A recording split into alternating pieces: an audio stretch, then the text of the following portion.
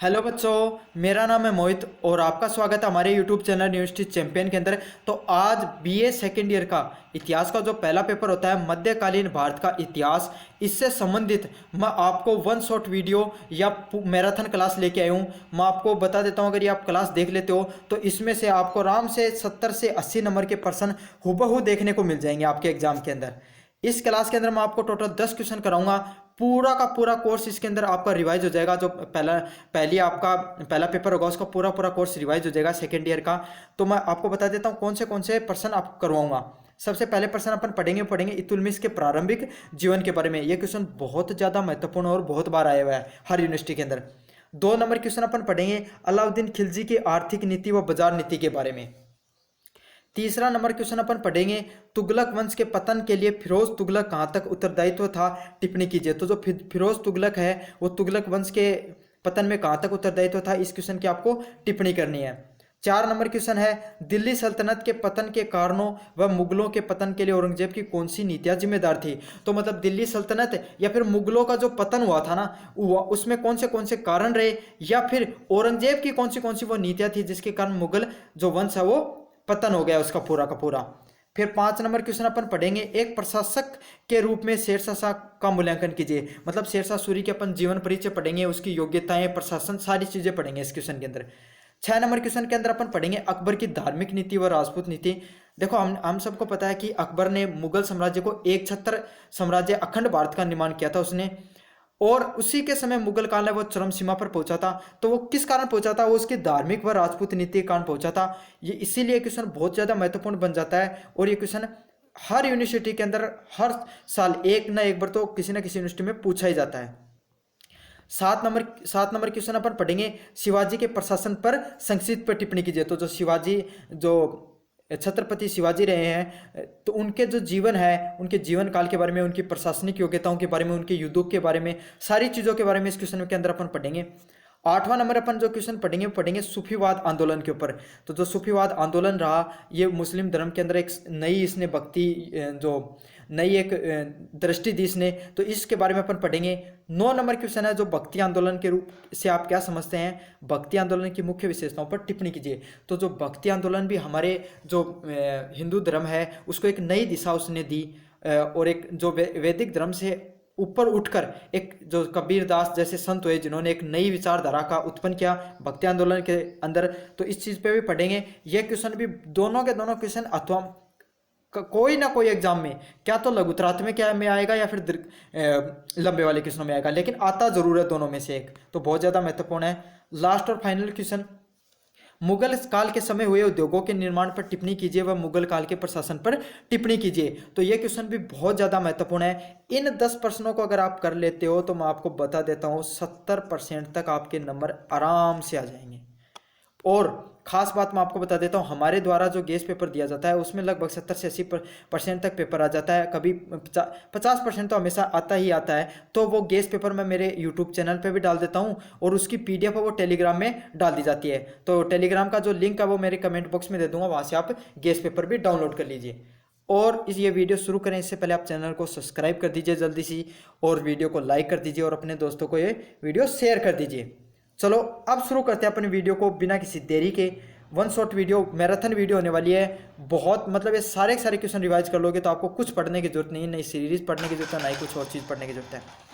चलो शुरू करते हैं अपन पहला क्वेश्चन, इल्तुतमिश के प्रारंभिक जीवन का संक्षेप में वर्णन कीजिए। तो देखो इल्तुतमिश के जीवन के बारे में मैं आपको कुछ चीज़ पहले बता देता हूँ।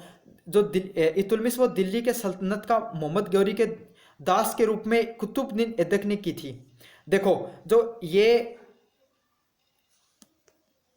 जो हम सब जानते हैं दिल्ली सल्तनत की जो स्थापना है वो किसके द्वारा, कुतुबुद्दीन ऐबक के द्वारा करी जाती है, लेकिन वास्तविक संस्थापक किसको माना जाता है, इल्तुतमिश को माना जाता है। तो इसीलिए इल्तुतमिश का क्वेश्चन है वो ज़्यादा महत्वपूर्ण होता है। तो इल्तुतमिश का जो जन्म है वो कहाँ होता है, तुर्किस्तान में होता है। ठीक है, यह तुर्किस्तान का दास था। इसका पिता एक बहुत ही सरदार हुआ करता था। ये जो इल्तुतमिश है ये बहुत ही योग्य और बहुत ही सुंदर लड़का था। इसी के कारण इसके भाई हैं या इसके परिवार में इसे लोग चिढ़ा करते थे। तो इसीलिए इसको, उस समय हम सबको पता है गुलाम प्रथा हुआ करती थी, इसीलिए इसको गुलाम बनकर बेच दिया जाता है। सबसे पहले इसको इल्तुतमिश को जो कुतुबुद्दीन ऐबक ने इल्तुतमिश को जो दास के रूप में बेचा जाता है, तो सबसे पहले इल्तुतमिश को जलालुद्दीन नामक एक व्यापारी के हाथों बेचा जाता है। फिर धीरे धीरे जैसे जैसे आगे फिर बेचा जाता है और अंत में इसको कुतुबुद्दीन ऐबक एक बार गुलाम के रूप में इसको खरीद लेता है। ये कुतुबुद्दीन ऐबक का सबसे वफादार दास के रूप में बनकर निखर कर आता है। खास की खास है, इसको धीरे धीरे प्रगति करते हुए कुतुबुद्दीन ऐबक है इल्तुतमिश को वो अपने अंगरक्षकों का क्या बना देता है, मुखिया बना देता है।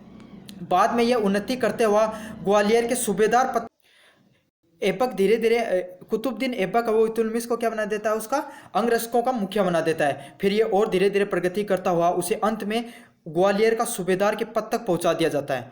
1205 में इसको अंत में कुतुबुद्दीन ऐबक को वो दास्ता से मुक्त कर देता है, इसे मतलब दास के रूप में इसे मुक्त कर देता है और इस अपनी पुत्री का इसके साथ विवाह कर देता है। और अंत में जैसे कुतुबुद्दीन ऐबक की 1206 ईस्वी में मृत्यु होती है, तो यह सबसे प्रमुख दास बन चुका था तब तक, और उसकी जो बहुत ऊंचे पदों तक पहुंच चुका था, उसकी पुत्री से इसका विवाह हो चुका था। तो इसी के कारण वह दिल्ली के ऊपर बैठ जाता है और सबसे योग्य शासक होने के कारण यही एकमात्र ऐसा योग्य व्यक्ति था जो दिल्ली सल्तनत को संभाल सकता था। इसी कारण 1206 के अंदर इल्तुतमिश है वो दिल्ली की सत्ता के ऊपर बैठ जाता है। तो आपको सबसे पहले याद रखना है कि जो इल्तुतमिश है वो उसका जन्म तुर्कमेनिस्तान में हुआ था। फिर कुतुबुद्दीन ऐबक को जलालुद्दीन नामक व्यापारी के हाथों बेचा गया। फिर इसको खरीद लेता है कुतुबुद्दीन ऐबक और कुतुबुद्दीन ऐबक इसको अंगरक्षकों का मुखिया बनाता है, ग्वालियर के सूबेदार पद तक पहुंचाता है और 1206 में उसकी पुत्री के साथ उसका विवाह कर देता है। और 1206 में जैसे ही उसकी मृत्यु होती है तो दिल्ली की सल्तनत पर इल्तुतमिश बैठ जाता है। तो ये इसकी प्रारंभिक जीवन के बारे में कुछ बातें थी। अब बात करते हैं अपन इल्तुतमिश है वो बैठ तो जाता है दिल्ली की सल्तनत के ऊपर, लेकिन उसके बाद में उसे बहुत सी परेशानियों का सामना करना पड़ता है, क्योंकि दिल्ली की जो सल्तनत थी उसमें अस्थिर हो चुकी थी। तो क्या क्या वो समस्याओं का सामना करता है। सबसे पहले क्या होती है, सिंध का कुवाचा, बंगाल में उलमोदान तथा गजनी की ताजुद्दान यलदौज आदि सुल्तान उसे मानने के लिए तैयार नहीं थे, क्योंकि वो सभी मोहम्मद गोरी के दास थे। मतलब देखो, मोहम्मद गोरी को सिर्फ यो खुद ही इल्तुतमिश ही दास कुन थो, उसके अलावा सिंध के कुचवा, ठीक है, बंगाल को उलमोद्दीन व गजनी के यजुद्दीन ताजुद्दीन यलोद, ये सब का सब भी के मोहम्मद गोरी का दास था। अब बराबरी वाला आदमी प्रगति कर ले तो कोई नहीं, बढ़िया खोल लगा, बस बाई बात है। उरे भी जो ये भी मोहम्मद गोरी का दास था और इल्तुतमिश भी मोहम्मद गोरी को दास हो, तो एक लेबा उनके माननो दिल्ली सल्तनत को जो सूबेदार मानने से, सुल्तान मानने से मना कर दियो। तो हन के खिलाफ ये युद्ध करे और विजय रहे, बात देखांगा आगे। फिर एक दूसरी बड़ी चीज़ क्या हुआ है, राजपूतों ने भी दिल्ली की सत्ता को चुनौती देते हुए ग्वालियर एवं कालिजर पर अधिकार कर लिया। तो राजपूत भी लगातार है वो अटैक कर रहा था दिल्ली सल्तनत के ऊपर। फिर सबसे महत्वपूर्ण जो सबसे ज़्यादा दिक्कत आ रही थी, बाकी के द्वारा आ रही थी, जो मंगोल था वह लगातार दिल्ली सल्तनत के ऊपर क्या कर रहा था, आक्रमण कर रहा था। और मंगोल है उस समय सबसे ज़्यादा प्रसिद्ध और सबसे ज़्यादा विस्तार साम्राज्यवादी नीति लेके चल रहा था। तो एक सबसे बड़ो खतरो कौन कौन था, राजपूत था, मंगोल जाति थी और उसका साथी कुछ जो का दास था ताजुद्दीन यलदौज है, ये सब। और साथ के साथ इल्तुतमिश को राज्य में आंतरिक विरोधों का भी सामना करना पड़ा और उसकी आर्थिक दशा भी उसमें ठीक नहीं थी। तो ये जो 4 पॉइंट है, ये इल्तुतमिश की समस्याओं को दर्शाते हैं। अब ये इन समस्याओं पे कैसे पार पाता है और कैसे अपने जो राज्य है उसको चलाता है, ये देखेंगे अपन आगे। अब बढ़ते अपन इल्तुतमिश की सफलताओं की ओर। तो इल्तुतमिश ने कौन सी सफलताएं की जिससे उसका कार्यकाल है वो बहुत अच्छे से चला। उसमें पहला नंबर आता है, वो तजुरुद्दीन बलदौज को पराजित किया। तो उसने सबसे पहले क्या किया, जो धीरे धीरे कर उसने अपने जितने भी विरोधी थे उन सबको धीरे धीरे पराजित किया और अपनी सेना को अपना जो साम्राज्य है उसको विस्तार किया। तो सबसे पहले उसने किसको हराया, तजुरुद्दीन बलदौज को। तो देखो, जो तजुरुद्दीन बलदौज है वो गजनवी का राजा था। वह भी दिल्ली पर अधिकार चाहता था। मतलब जो तजुरुद्दीन बलदोजा वो गजनवी को थो, उरे को कौन थो, गजनवी को थो, लेकिन वो भी दिल्ली पर अधिकार चाहे करतो, और इसलिए वो गजनवी छोड़कर लाहौर आ गो। क्योंकि गजनवी ने वो गजनवी को राजा तो थो, लेकिन क्योंकि गजनवी पर उसमें मंगोल है या फिर जो और आस पास का आक्रमण करता वह लगातार आक्रमण कर रहा था, और उन यो बेरो कि अपनी उरे तो ज़्यादा दिनों तक तो रह कौन सका है, इसलिए उन दिल्ली की जो सल्तनत है वह थोड़ी आरामदायक लगी कि आप उरा आक्रमण करके उरा आप अपनी सल्तनत बना सका। इसलिए वो अधिकार करने के लिए दिल्ली छोड़ के गजनवी छोड़ के कठिया को लाहौर आगो पर आक्रमण करने के लिए उसने पंजाब में थानेसर तक अधिकार भी कर लिया था। उसके बाद में क्या कि वो आक्रमण करे और पंजाब का थानेसर तक अधिकार भी कर लियो। वह दिल्ली के लिए आगे बढ़ रहा था तो इतुलमिश ने तराइन के स्थान पे 1215 से 1216 ईस्वी में से पराजित कर दिया। तो थान यह याद रखना है, तजुरुद्दीन बलदोज को इतुलमिश ने तराइन के स्थान पर कब रहा था, 1215 से 1216 ईस्वी के युद्ध के अंदर। ठीक है, यह सबसे मोस्ट इंपॉर्टेंट लाइन है जो हाईलाइट करेगी, तन पेपर के अंदर भी हाईलाइट करके आनी है। यह समझ में आ गई होगी। अब दूसरों जो के सामने जाए था मैं बताइए कि मंगोल है उनको खतरों भी के सामने टकरा रही हो, तो वो मंगोला पर कहीं पार पाई, या देखांगा कि मंगोलों की भी नज़र दिल्ली सल्तनत पर थी। इतुलमिश ने अपनी बुद्धिमत्ता का परिचय देते हुए अपनी सैनिक क्षमता को मजबूत किया तथा इसके कारण मंगोलों ने दिल्ली पर अपना आक्रमण टाल दिया। देखो मंगोल भी क्या है कि लगातार ही पर आक्रमण करने की कोशिश कर रहा था। देखो चंगेज खान का नेतृत्व में जो मंगोल है वो उनकी चंगेज खान तानवीर सबसे बड़ो योद्धा हुए थे मंगोला के अंदर, और वो लगातार आक्रमण कर रहे हो। तो उठेको जो चंगेज खान है वो ख्वाजीरम को एक राजकुमार हो जलालुद्दीन मांगबरनी उसके ऊपर आक्रमण करियो, और वो क्या कि आक्रमण करके ना उन्हें हरा दियो, लेकिन वो भागतो हो ना कठियागो थो जो सिंधु नदी का आसपास पहुंच गो थो।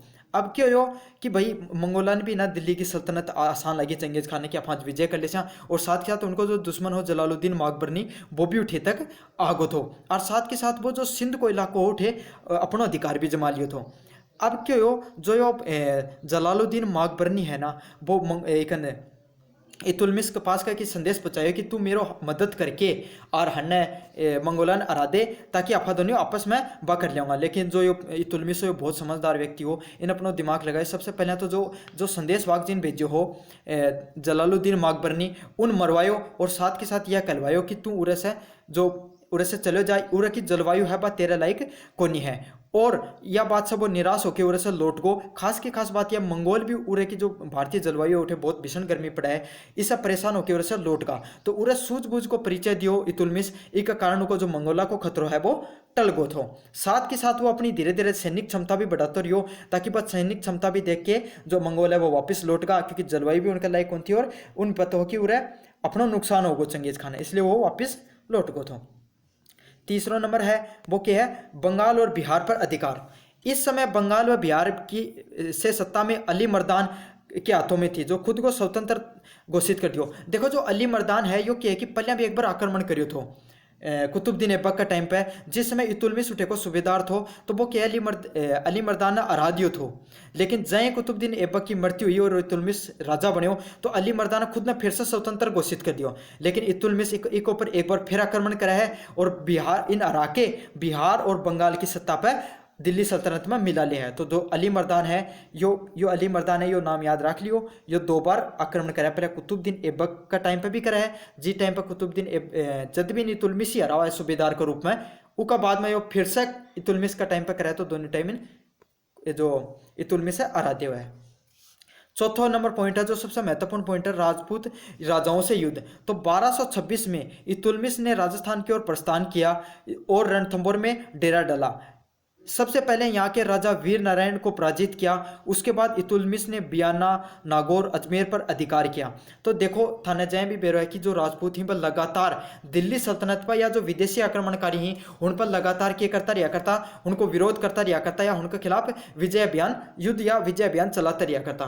तो इस चीज़ के समझदारी को उन समझ में आ गई इतुलमिश में, अगर अपना दिल्ली सल्तनत अच्छे तरीके से चलानी है तो अपना सबसे पहले राजपूता ने पराजित करना पड़ेगा। तो इसलिए वो अपना 1226 के अंदर अपनो राजपूता के खिलाफ विजय अभियान शुरू करे है और सबसे पहले रणथंभौर में अपना डेरो डाला है। ठीक है, उठे को राजा वीर नारायण ने सबसे पहले हराओगो। फिर उसके बाद में बियाना, नागौर और अजमेर पर क्या कर लेगो अपनो धीरे धीरे अधिकार कर ले हुआ है। जो उसका बाद में आगे बढ़तो बढ़तो 1231 में इतुलमिश ने ग्वालियर के शासक मंगलदेव को भी पराजित किया। उसके बाद में ग्वालियर को शासक मंगलदेव ने भी पराजित करो। खास बात ये उसके बाद में कि 700 हिंदुआन भी मृत्यु का घाट पर उतार दिया। मतलब हिंदुआ ने 700 हिंदुआ को जनसंहार करो तो यो ग्वालियर का शासक मंगलदेव ने पराजित करके। उसके बाद में इसने उज्जैन की महाकाली मंदिर को नष्ट किया। यहाँ की मूर्तियों को वह दिल्ली ले गया, जिन्हें मस्जिद की सीढ़ियों में गाड़ दिया। तो ये पॉइंट भी इंपॉर्टेंट है। जो इतुलमिश है वो क्या करे तो उज्जैन की महाकाली मंदिर है उन नष्ट कर दियो और उठे की जो मूर्ति थी उन्हें ले जाके मस्जिद में गाड़ दी। तो राजपूता के खिलाफ इतुलमिश 1226 में अपना विजय अभियान शुरू करा है। सबसे पहले उठे को राजा वीर नारायण ने रवा है, फिर धीरे धीरे बयाना, नागौर व अजमेर पर भी अधिकार कर लिया है। फिर आगे बढ़ा है 1231 में इतुलमिश कठे पूछा है ग्वालियर के शासक मंगलदेव के पास पूछा है, उन्होंने पराजित करा है और उज्जैन में महाकाली मंदिर ने नष्ट करके उठे की मूर्तियां ने दिल्ली की मस्जिद में जाके गाड़ दिया है। उसका बाद में 5वां नंबर पॉइंट है वो खोखरों पर विजय। देखो खोखर है ना, ये खोखर ये कठे का था, ये होया करता जो दुआब को क्षेत्र होया करतो ना, सिंध को और जो गंगा के बीच को जो क्षेत्र होया करतो दुआब को क्षेत्र होया करतो उठेगा राजा ना खोखर बोले जाया करतो। तो जो इतुलमिश है वो खोखरान भी रहे थे, जिसके बाद में जलंधर में डेरा डालकर सयालकोट व नंदन क्षेत्र पे अधिकार कर लिया। यो दुआब क्षेत्र के अंदर जो राजा होया करता, ठीक है, कठे कठे का जलंधर का राजा ना रहो, सयालकोट व नंदन क्षेत्र पे खोखरा न राके उठेगा अधिकार कर लियो। और लास्ट और आखिरी है इन खलीफा के खिलाफ खलीफा द्वारा सम्मान मिले थे। तो 1228 में बगदाद के खलीफा ने इतुलमिश को खलीफा का सहायक की उपाधि देकर स्वतंत्र सुल्तान के रूप में 1229 ईस्वी में मान्यता दी। देखो जहाँ भी थान दिल्ली सल्तनत का जो भी तुर्किस्तान या उठेगा जो राजा आया करता उनके खिलाफ जो सबसे इंपॉर्टेंट चीज़ होया करती वो खलीफा, जो बगदाद को जो खलीफा आया करतो वो जिन मान्यता देतो वो नहीं बस सुल्तान माने जाया करतो। तो वो इतुलमिश से धीरे धीरे अब दिल्ली सल्तनत ने बहुत बढ़िया बनाई। तो काफ़ी बार निवेदन करो बगदाद का खलीफा से कि मैंने भी एक सुल्तान को के बना उपाधि दी जा। तो 1228 के अंदर इन 1228 के द्वारा में बगदाद को खलीफा है वो इतुलमिश ने खलीफा का सहायक नामक उपाधि दे और स्वतंत्र सुल्तान के रूप में मान्यता दे दी है। ठीक है। 7 नंबर पॉइंट है दिल्ली को राजधानी बनाना। तो जो दिल्ली ने राजधानी बनाने को जो श्रेय जा वो भी किंजा इतुलमिश ने जा है। ऐबक ने दिल्ली सल्तनत की स्थापना के समय लाहौर को राजधानी बनाया था। तो ध्यान रखियो कुतुबुद्दीन ऐबक है वो सब पहले राजधानी कठे की बनाई थी, लाहौर ने बनाई थी। उसके बाद उसने दिल्ली को राजधानी घोषित किया था। दिल्ली को राजधानी बनाने का कारण कुछ इतिहासकारों ने उसे दिल्ली सल्तनत का निर्माता भी कहा है। तो जो इतुलमिश है उन्हें ना वो दिल्ली की दिल्ली की जो सल्तनत बनाने का कारण उन्हें दिल्ली सल्तनत का निर्माता के रूप में भी कहा है। जो 8वां नंबर पॉइंट है जो कि योग्यता उपलब्धियां पर आप पढ़ रहे हैं वो क्या है 40 गुलामों का संगठन। तो इतुलमिश का द्वारा एक 40 गुलामों को संगठन करे गए थे। जो 40 गुलाम थे आया समझ को जो इनका विभिन्न अलग अलग ऊंचा ऊंचा पदा पे बैठा करता और अलग अलग कार्य कराया करता। उन 40 गुलामों के नाम था 40 खासबदार। और ध्यान रखने वाली बात यह है यही 40 गुलाम आगे जाके दिल्ली सल्तनत में ख़त्म करने को मुख्य कारण बने हैं। 9 पॉइंट नवीन मुद्रा। इतुलमिश के द्वारा शुद्ध सोने चांदी के सिक्के जारी किए गए थे। उन पर अरबी भाषा में शब्द खुदवाए थे। प्रत्येक चांदी के सिक्के का वजन कितना था 175 ग्राम था। तो थानिया तो याद रखने की कोई जरूरत को नहीं, लेकिन आया सीख लियो कि इतुलमिश के द्वारा एक नई जो मुद्रा है बाद बनाई गई थी जो क्या था जिस पर सोना व चांदी में जारी किया गया था। लास्ट और आखिरी पॉइंट है वह इतुलमिश की मृत्यु। ठीक है। तो 1226 में इतुलमिश जब किसी यात्रा पर जा रहा था तभी मार्ग में बीमार पड़ जाता है और उसे तेज बुखार हो जाता है। तब उसे दिल्ली लाया गया। तब उसने तुर्क सरदारों को पास बुलाकर आदेश दिया उसके सभी पुत्र अयोग्य हैं, इसलिए उसकी पुत्री रजिया को सिंहासन पर बैठा दिया जाए। और अंत में उसकी मृत्यु 1256 ईस्वी में हो गई। तो देखो जब इतुलमिश है 1236 में मैं समझाऊँ कोई यात्रा पर जा रहे हो तो बीच में को तेज़ बुखार हो जाए अपना जो सरदार ही अपना जो विश्वास पात्र सरदास होया करता उन्हें पास बुला के कह दियो कि मेरो एक भी बालक है, एक भी पुत्र है, वो योग्य को नहीं चलान खातर, तो थे मेरी पुत्री है रजिया, उन सिंहासन पे बैठा दो। तो ये पर फिर आखिर में रजिया जो है वह सल्तनत पर बैठा है, उनको भी एक अलग इतिहास रियो है। पहली महिला जो दिल्ली सल्तनत पर बैठने वाली रजिया सुल्तान हुई थी, जो इतुलमिश की पुत्री थी। एक प्रकार 1256 में उसकी मृत्यु जा है इतुलमिश की। यह तो अपनों सबसे महत्वपूर्ण प्रश्न लगभग यूनिवर्सिटी के अंदर ये क्वेश्चन आएडो है, और अब की बार चांस है कि थारी यूनिवर्सिटी के अंदर भी आवागो। इतुलमिश का जीवन परिचय, उसकी क्या योग्यता रही, कया कया वो हरायो, कया कया विजय बनो, और कया के वो समस्याओं को सामना करो, सारी की सारी चीज़ें मैं थाने बताती ही के अंदर। अब अपना 2 नंबर पॉइंट जिन पर बात करना करांगा, राजकोष में वृद्धि के लिए अलाउद्दीन खिलजी ने कौन सी कर नीति के लिए प्रमुख सुधार किए थे, या फिर अलाउद्दीन की आर्थिक नीति या अलाउद्दीन की बाजार नीति, यो क्वेश्चन पूछा जा सका है। ये क्वेश्चन को मैं एक अलग वीडियो भी बना दिया है, तो एक लिए मैं मोटो मोटो ऊपर पर कोई बताऊंगा, बाकी वही वो वीडियो थे जाके देख लियो, डिस्क्रिप्शन में मैं वो वीडियो को लिंक दे दूंगा, ठीक है। सबसे पहला पॉइंट है, सारी कृषि भूमि को नाप कराया और भूमि कर को निश्चित किया। देखो सबसे पहले अलाउद्दीन खिलजी के कार्य करो। देखो अलाउद्दीन खिलजी कुछ चीज़ मैं बताऊँ। अलाउद्दीन खिलजी के है कि वो साम्राज्यवादी व्यक्ति थे, उन अपना साम्राज्य चलाने खातर एक सेना, बहुत बड़ी सेना की जरूरत पड़ी। तो उन या पता अगर सेना, अगर अपना बहुत बड़ी सेना चाहिए तो सेना ने वेतन भी देना पड़ेगा। और दिल्ली सल्तनत को जो राजकोष है वो हाल फिलहाल में इतना योग्य को नहीं कि बहुत बड़ी सेना ने चला सके। वो पहली स्थायी सेना को निर्माण करे थे अलाउद्दीन खिलजी। तो उन वेतन देने के लिए वो यो दिमाग लगायो कि अगर अफा वस्तु ही जो दैनिक जीवन में काम आने वाली वस्तु ही उनको मूल्य अगर कम कर देगा, अफा अपना जो राजस्व प्रणाली है उन इतनी सुदृढ़ कर देगा, अफा उन पर इतना नियंत्रण कर लेगा कि जो दैनिक जीवन की चीज़ें बस सस्ता मिलने लग जाएंगी, तो अपना जो सैनिक है वह कम पैसा भी युद्ध करने के लिए लड़ाई करने लग जाएगा।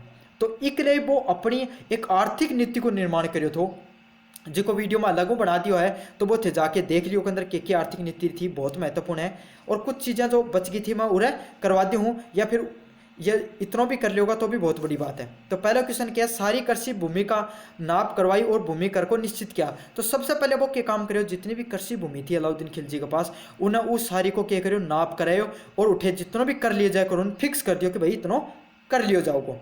दूसरा पॉइंट क्या है, जितनी भूमि उपजाऊ होती थी उसी हिसाब से भूमि पर कर निश्चित कर दिया गया। मतलब वो क्या करियो भाई, अया कौन करियो कि सारी भूमि पर एक सार कर लगा दियो ना, जो भूमि ज़्यादा उपजाऊ थी ऊपर ज़्यादा कर लगायो और जो भूमि कम उपजाऊ थी ऊपर कम कर लगायो। फिर क्या करो, माल गुजारी का दर बढ़ाकर 50% कर दी गई। माल गुजारी को अर्थ यही हुआ है कि उपज होगी, उपज या फिर जो व्यापारी ही कोई भी सामान बेचेगा, उपज जो कर देगा, जितना वह उन्हें प्रॉफिट होगा ऊपर 50% उन्हें टैक्स देना पड़ेगा। तो वो कितना कर दिया था, 50% कर दिया था। चौथा पॉइंट जो सबसे महत्वपूर्ण है, जागीर प्रथा को समाप्त कर दिया। तो मतलब जो जमींदारा के द्वारा या फिर जागीरदारा के द्वारा जो कर वसूल कराया करता, वह प्रथा खत्म कर दी। वो सरकारी व्यक्तिया की नियुक्ति करी थी कर लेने के लिए, ठीक है। अलाउद्दीन खिलजी को प्रथम राशन प्रणाली का निर्माण करने वाले व्यक्ति के रूप में भी जाना जाता है, शासक के रूप में भी जाना जाता है।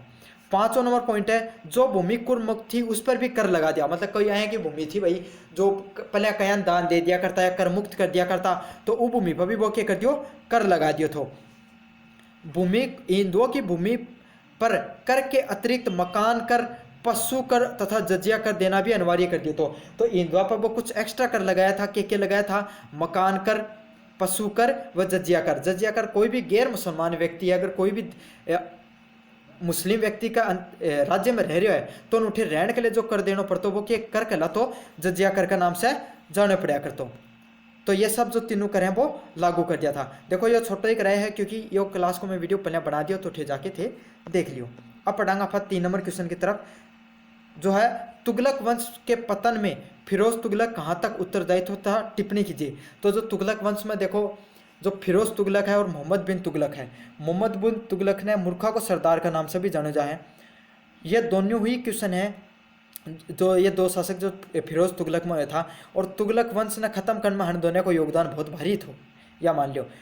जो एक बार था मोटी सी बता दूँ, मोहम्मद बिन तुगलक है वो अपनी इतनी नीति बनाई, सारी की सारी नीति फैल रही, अपनी राजधानी बदली, वो के बाद में वो नवीन मुद्रा लेके आयो, जितनी भी वो प्रणाली, जितनी भी नीति लेके आए, सब बर्बाद रही। अधिकतर इतिहासकारियाँ की ही दिल्ली सल्तनत को मूर्खा को राजा मोहम्मद बिन तुगलक ने कहो जावा है। खैर वो क्वेश्चन को लियो मैं फिरोज तुगलक को लियो है, तो पढ़ो फिरोज तुगलक का बारे में।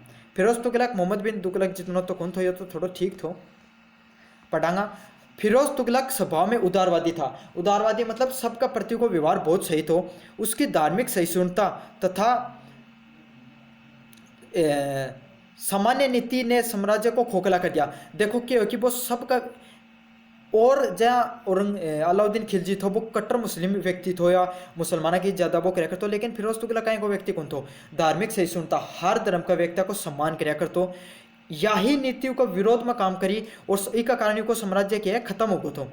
उसकी उदारता से अमीरों की महत्वाकांक्षाएं अधिक बढ़ गई। मतलब कि भाई वो सबका प्रति थोड़ा उदार व्यक्ति हो, दयालु व्यक्ति हो, सबसे बढ़िया नज़र से देखे कर, तो इसका कारण जो अमीर व्यक्ति है वह इस चीज़ को फायदा उठायो, भ्रष्टाचार को बढ़ाओ हो, और संपूर्ण साम्राज्य में क्या है, संपूर्ण साम्राज्य में भ्रष्टाचार फैलने लगा। तो अमीर लोग धीरे धीरे भाई बढ़िया उच्च पदा पर वह भ्रष्टाचार पर काम करने लगा। जो फिरोज तुगलक का वो इतना योग्य कौन थो, उन इतनी समझ कौन थी, ज़्यादा उदारवादी व्यक्ति हो, तो वो कह रही हो उनको फायदा है अमीर लोग उठायो। फिरोज ने प्रशासन में कोई संगठन नहीं तैयार किया। देखो जो मोहम्मद बिन तुगलक है वो पहले ही साम्राज्य खत्म कर चुके थे, फिरोज तुगलक भी यूं बड़ा हो, यो भी कोई संगठन तैयार कौन करियो, क्योंकि कोई भी राज्य हुआ, कोई भी शासन व साम्राज्य को चलाने के लिए हमेशा एक प्रशासनिक संगठन या प्रशासनिक जो नेतृत्व है वो बहुत सुदृढ़ होना चाहिए, बहुत मजबूत होना चाहिए, जने कोई देश या साम्राज्य चाल सके है। तो फिरोज तुगलक की जो सबसे बड़ी कमी क्या थी, वो कोई भी प्रशासन को निर्माण कौन करियो, कोई भी संगठन को निर्माण कौन करियो। उसने पदों को वंशानुगत बनाकर जागीर प्रणाली आरंभ करके प्रशासन की संपूर्ण शक्ति को नष्ट कर दिया। मतलब वो क्या करो, जाते देखो अलाउद्दीन खिलजी वो जागीर प्रथा ने खत्म कर दी थी, यो फिर से चालू कर दी। साथ के साथ जितना भी प्रशासनिक पद था उन्होंने क्या कर दिया, वंशानुगत कर दिया। जो अलाउद्दीन खिलजी की खास बात यही थी, वो हर व्यक्ति की योग्यता के हिसाब से जो अपना जो पद दिया करते, लेकिन यो क्या कर दिया, वंशानुगत कर दिया और जागीर प्रथा शामिल कर दी। इससे क्या है, जो प्रशासनिक दृष्टि में जो बढ़िया अधिकारी है वह को न्याय और जो की है प्रशासन है वो धीरे धीरे नष्ट होते चले गए। दासों के प्रति उसका अत्यधिक प्रेम भी तुगलक सत्ता वंश के पतन का कारण बना। भाई वो उदारवादी व्यक्ति हो तो एक लिए दास हा, उनका प्रति भी वो बहुत मतलब उदारवादी नीति अपनाया करते हो। अब देखो भाई बात है, कोई व्यक्ति ने टाइम मिलना चाहिए करती करने के लिए, भाई बात है उन्हें भी दास के प्रति को व्यवहार बहुत सही हो, ये अपनी जगह बहुत सही हो, लेकिन इनका दास है इस चीज़ को गलत फायदा उठाओ। हिंदुओं के प्रति उसका धर्मार्थ विरोधी नीति भी हानिकारक सिद्ध हुई। भाई हिंदुओं का प्रति जो को व्यवहार हो वो गलत हो, विरोधी नीति अपनाई, यह भी बहुत हानिकारक रही। उसकी सबसे बड़ी दुर्बलता यही थी कि उसने कभी एक शक्तिशाली सेना का संगठन तैयार नहीं किया। जहाँ अलाउद्दीन खिलजी मैं बार बार बता रहा हूँ क्योंकि वो को साम्राज्य बहुत सही रियो थो। अलाउद्दीन खिलजी एक बहुत प्रथम स्थायी सेना को निर्माण करियो थो, शक्तिशाली सेना को निर्माण करियो थो, अपनी साम्राज्यवादी नीति ने आगे बढ़ाते हुए वो विभिन्न राज्य जीता था। लेकिन फिरोज तुगलक क्या करियो, कोई भी स्थायी सेना को निर्माण कौन करियो। उस समय सल्तनत में चूक के लिए शक्तिशाली सेना की बहुत अत्यधिक आवश्यकता थी, क्योंकि थाने बिबेरो है जो उस समय मंगोल है या फिर जो भारी शक्ति पर लगातार भारत पर आक्रमण कर रही थी दिल्ली सल्तनत पर, तो एक शक्तिशाली सेना की जरूरत बहुत जरूरी थी और यो उस शक्तिशाली सेना को निर्माण कौन करियो। सेना की दुर्बलता से सल्तनत को नष्ट हो गई। भाई सेना की दुर्बलता थी का कारण क्योंकि धीरे धीरे सल्तनत है वह नष्ट हो गई। फिरोज तुगलक की सबसे बड़ी गलती राज्य को धर्मतंत्र बनाना था। वो क्या है कि जो अपना पूरा राजतंत्र उन पूरे के धर्मतंत्र बना दियो, मतलब धर्म पर चालन वालों तंत्र बना दियो। डॉक्टर बनारसी प्रसाद सक्सेना, मतलब एक जो इतिहासकार रहे हैं डॉक्टर बनारसी प्रसाद सक्सेना, उनको एक जो एक कोटेशन है जो उनकी कहेड़ी बात है ले रही हूँ कि उसकी असफलता और सफलताओं के कारण एक सरल वाक्य में कही जा सका है, क्या कही जा सका है, उसने घृणित लेकिन आवश्यक मुस्लिम राजतंत्र की संस्था में कुरान के सिद्धांत, पैगंबरों को शिक्षा के लिए मानवता तथा समस्त व्यक्तियों के धर्मों के सिद्धांतों का समावेश कर दियो। मतलब ये बात को अर्थ यही है कि जो फिरोज तुगलक है वो मुस्लिम धर्म को बढ़ावा दियो। ठीक है, कट्टर मुस्लिम जो नियम था उन्होंने बना दिया, कुरान का सिद्धांता पर चला दियो, अपने राज्य ने पैगंबरा की शिक्षा ने आगे बढ़ाई। यही चीज जो मुस्लिम राजतंत्र सिद्धांतों के परस्पर विरोधी थी। मतलब ये सब चीज़ें जो मुस्लिम सिद्धांत का विरोध थी, अंत तक कहा जा सकता है कुछ सीमा तक फिरोज तुगलक भी तुगलक वंश के पतन के लिए उत्तरदायित्व था। मोहम्मद बिन तुगलक तो थे, लेकिन कुछ कारणों में फिरोज तुगलक भी उत्तरदायित्व था। तो यह सब कारण यह था फिरोज तुगलक वंश का पतन का कारण में फिरोज तुगलक का योगदान पे। तो इन थे कर लियो, फिर आगे बढ़ा के अगर लंबो क्वेश्चन आओ तो। अब बढ़ाएंगे फिर चौथा नंबर क्वेश्चन की तरफ। दिल्ली सल्तनत के कारणों, पतन के कारणों के बारे में बताइए। तो दिल्ली दो प्रकार का, देखो दिल्ली सल्तनत के पतनों के कारणों का बारे में पढ़ांगा, और जो मुगल सल्तनत है उसका कारणों को वीडियो में अलग बना रखा, तो थे उठियों जाके देख लियो। अलाउद्दीन खिलजी की कौन सी नीति रही थी वह थाना मैं जरूर बताऊंगा, क्योंकि वो बहुत बार पूछे गए क्वेश्चन। सबसे पहले है अधिकारों के नियम का अभाव। तो जो सल्तनत काल में उत्तराधिकारियों का कोई निश्चित नियम न होने के कारण सुल्तान की मृत्यु होते ही सिंहासन पे अनेक दावेदार खड़े होते थे। देखो जब मुगल वंश हो उनमें क्या है, तो कोई भी वंश उनमें क्या कर, तो कोई बेटो है या फिर कोई भी योग्य शासक बनाया कर तो। लेकिन जो दिल्ली सल्तनती में कोई फिक्स नियम कौन तो। देखो कुतुबुद्दीन ऐबक भी दास थो मोहम्मद गोरी को, फिर इतुलमिस है वो भी दास बन्यो है ना। फिर रजिया सुल्तान है बा इतुलमिस की बेटी थी, पुत्री थी बाबन की, और वह पुत्री बनने का कारण उस समय जो बगदाद का जो पैगंबर था वह उनको विरोध कर दिया और हटा दी। तो मतलब एक फिक्स कोई पैटर्न खुल रही होने को जो सल्तनत पर उत्तराधिकारियों को कारण बनने को कारण इकले ही क्यों जाया कर, तो बहुत अलग अलग दावेदार खड़े हो जाया करता, और जो दिल्ली सल्तनत है अस्थिर हो जाया करती। फिर इन दावेदारों में गद्दी के लिए संघर्ष होता था।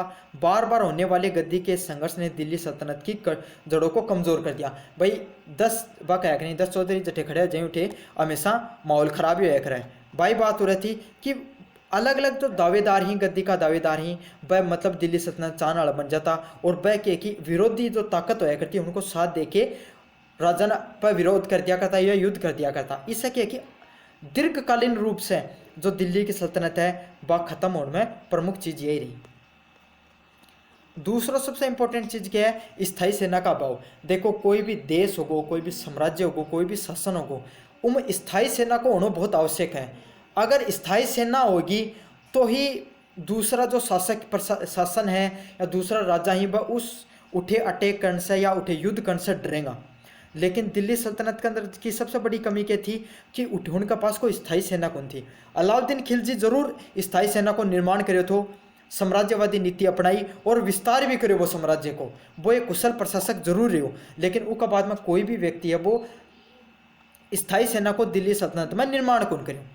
तो अपडांगा में क्या कहा गया, सल्तनत काल में प्राय सुल्तानों के पास स्थायी सेना का अभाव रहता था। ऐसी स्थिति में सुल्तान युद्ध के समय सीमांतों की सेना पर आश्रित रहते थे। मतलब क्या है तो जो सल्तनत काल में जो सुल्तान है ना उनके पास स्थायी सेना को नहीं, और जो सीमांत है आसपास का राजा जो सीमांत जो छोटा छोटा राजा होता ना उनकी सेना पर निर्भर रहा करता। चूंकि सीमांतों की सेना में सैनिकों की भर्ती सैन्य व्यवस्था सामंतों द्वारा की जाती थी, इसके कारण सैनिक अपने सामंतों के प्रति निष्ठावान होते थे। भाई बात है भाई जो व्यक्ति पिसा देगा के लिए कोई आदमी काम करोगे, और भी भाई बात है सामंतों की सेना आया करती तो बताओ उनका प्रति वफादार रहा करता, वह बेमन से लड़ाई कर दिया करता सुल्तान का प्रति।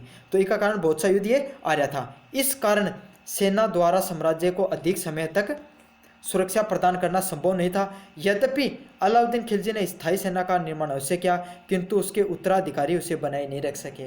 अलाउद्दीन खिलजी जरूर अपने साम्राज्यवादी नीति बनाते उसने एक स्थायी सेना का निर्माण किया, लेकिन उसका बाद में कोई भी राजा है वो स्थायी सेना को निर्माण कौन कर सके। अब पढ़ांगा था अगला नंबर पॉइंट की तरफ। यो तो दिल्ली सल्तनत को कारण। अब मैं थाना कुछ पॉइंट बता दी हूँ। मुगल सल्तनत है उसका पराजय का या पतन का के मुख्य कारण रहा, उसका बाद में आप पढ़ांगा मुगल साम्राज्य के पतन में औरंगजेब की। अब आप पढ़ांगा कि मुगल सल्तनत के पतन के कारण। देखो कोई भी क्वेश्चन अपना छोड़ने को नहीं है, सारा का सारा क्वेश्चन मैं थारा और रिवाइज करा देती हूँ। पूरी की पूरी यूनिट फर्स्ट, यूनिट सेकंड और यूनिट थर्ड तीनों की तीनों रिवाइज करा देंगे, सारा का सारा प्रश्न जो महत्वपूर्ण है और पूछा जा सके। तो देखो जय थान बेरो है कि बाबर पानीपत को जो प्रथम युद्ध हुए थे 21 अप्रैल 1526 का में जो बाबर है वो विजयी रियो और जो मुगल सल्तनत है उसकी स्थापना करी थी। मुगल बाबर और उसके बाद में जो हुमायूं थो, दोनों का दोनों जना अपनो शासनकाल बढ़िया से चलायो।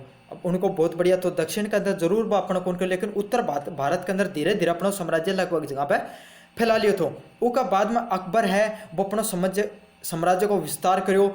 वो अपनी अलग अलग नीतियाँ, धार्मिक नीति, राजपूत नीति, जो जो जन को प्रयोग करके कुछ राजा ने अपना सानिध्य स्वीकार करवायो, कुछ राजा के खिलाफ वो युद्ध लड़के और अपने साम्राज्य को विस्तार करो। मुगल काल है वो अकबर का समय अपने चरम स्तर पर पहुंच चुके हो, तो सबसे ज़्यादा जो साम्राज्य था वो अकबर का टाइम पर था, इसलिए उन महान राजा के रूप में भी जाना जा है।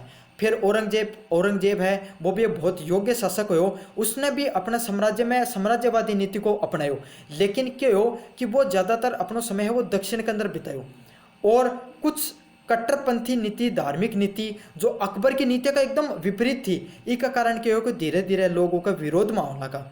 वो खुद तो योग्य शासक थो, इसलिए वो अपना शासनकाल चला लियो, लेकिन जय वो वर्द अवस्था की तरफ बढ़ियो, धीरे धीरे उसका खिलाफ है। जब मराठा ही अपना अपने स्वतंत्र घोषित कर दिया, फिर राजपूत धीरे धीरे स्वतंत्र घोषित कर दिया, औरंगजेब वो अपनी नीतियाँ से धीरे धीरे सबके साथ विरोध उत्पन्न कर लिया।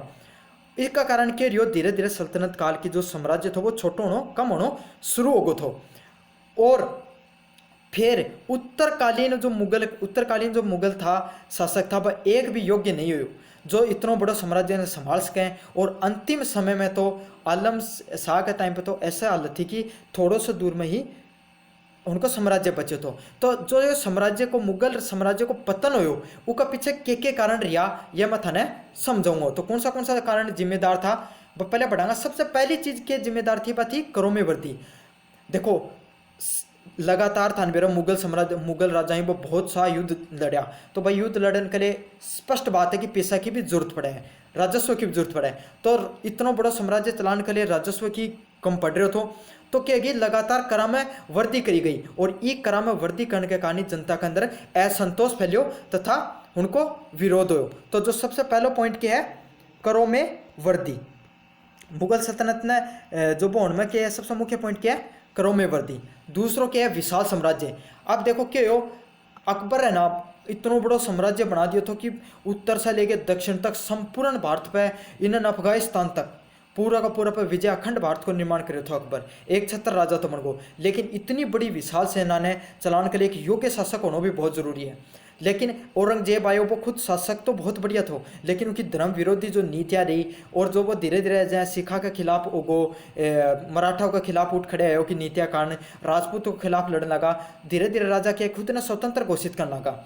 इसका कारण क्या कि जो सीमा ही वह छोट कम होनी शुरू होगी और धीरे धीरे पतन होना शुरू हो गया। ठीक है, फिर क्या हो, जो उत्तरकालीन जो मुगल राजा था वह कोई भी योग्य को नहीं हो। बहादुर शाह जफर थो वो सबसे, जब वो राजा बने तो वो क्या थो, बहुत की आयु है वो बहुत ज़्यादा हो चुकी थी। फर्कुसिया ने वो जो राजा ही काम को कौन था, मतलब वो ज़्यादातर भोगविलासी व्यक्ति थो। उसका बाद में तीसरा जो सबसे पॉइंट है वो यही है, अयोग्य मुगल शासक। ठीक है, अयोग्य मुगल शासक को क्या अर्थ हो कि जो औरंगजेब का बाद में कोई भी है को योग्य मुगल शासक को नहीं हो। जो फर्कुसियन के बाद में दरबारियों के, जो बहादुर शाह जफर के बारे में तो मैं थान बता दियो, वो वर्त अवस्था में करियो। फर्कुसियन थो वो अया को व्यक्ति तो जो भोगविलासी व्यक्ति तो जिको अधिकतर समय है ना उनको कार्यकाल कौन चलाए, दरबारी चलायो। लास्ट में अंतिम समय में तो अया का कि दरबारी का हाथा में सत्ता आ गई, दो दरबारी चाहे कर तो वही राजा बनया करते। चौथा पॉइंट क्या है, प्रांतों की स्वतंत्रता। धीरे धीरे क्या है कि योग्य शासक उन रिया तो प्रांत है भाई को फायदा उठा के खुद ने क्या है स्वतंत्र घोषित कर दिया। ठीक है, सबसे पहले कौन सा प्रांत स्वतंत्र घोषित किया था, वह किया था मराठा। तो देखो औरंगजेब की मृत्यु के बाद में मुस्लिम प्रांत स्वतंत्र हो गया था। ठीक है, सर्वप्रथम मराठा ही वह खुद ने स्वतंत्र घोषित करो, फिर मारवाड़, मेवाड़ और जयपुर, ये सारा का सारा जो राजपूत वह खुद ने क्या कर दियो, स्वतंत्र घोषित कर दियो। 1751 में अलीवर्दी खान ने बंगाल को स्वतंत्र घोषित कर दिया था। कद करो 1751 में जो अलीवर्दी खान है वो खुद ने स्वतंत्र घोषित कर दिया था। फिर धीरे धीरे पंजाब में सिख, भरतपुर में सूरजमल जाट और आलम शाह शासन में दिल्ली तक। तो जब ये सूरजमल जाट है ये खुद ने क्या कर दियो भाई स्वतंत्र घोषित कर दियो। शाह आलम का टाइम पे है ना यहाँ कहे हैं कि सिर्फ दिल्ली का 10 से 15 किलोमीटर तक ही मुगल साम्राज्य बचे तो देखो कितना बड़ा साम्राज्य तो अखंड भारत को निर्माण जो करियो तो वो थोड़ा सा साम्राज्य में बट गयो। इसलिए कहो जावा है कि योग्य होना बहुत जरूरी है। पांचों जो सबसे इंपॉर्टेंट पॉइंट है वो क्या है, रिक्त राजकोष। मतलब भाई औरंगजेब वो इतना ज़्यादा सैन्य अभियान कर दिया था, बहुत ज़्यादा पैसा खर्च होगा था, और इसका कारण क्या, धीरे धीरे जो राजकोष है उन धन की कमी आ गई थी। इसका कारण क्या है कि धीरे धीरे क्रम में वृद्धि करी गई, क्रम में वृद्धि हुई तो लोगों में असंतोष फैल गो थो। छठो नंबर पॉइंट है राजपूतों का उदय। देखो मैं तीनों चीज बता देता हूँ। औरंगजेब की जो नीति थी उनके हो राजपूत,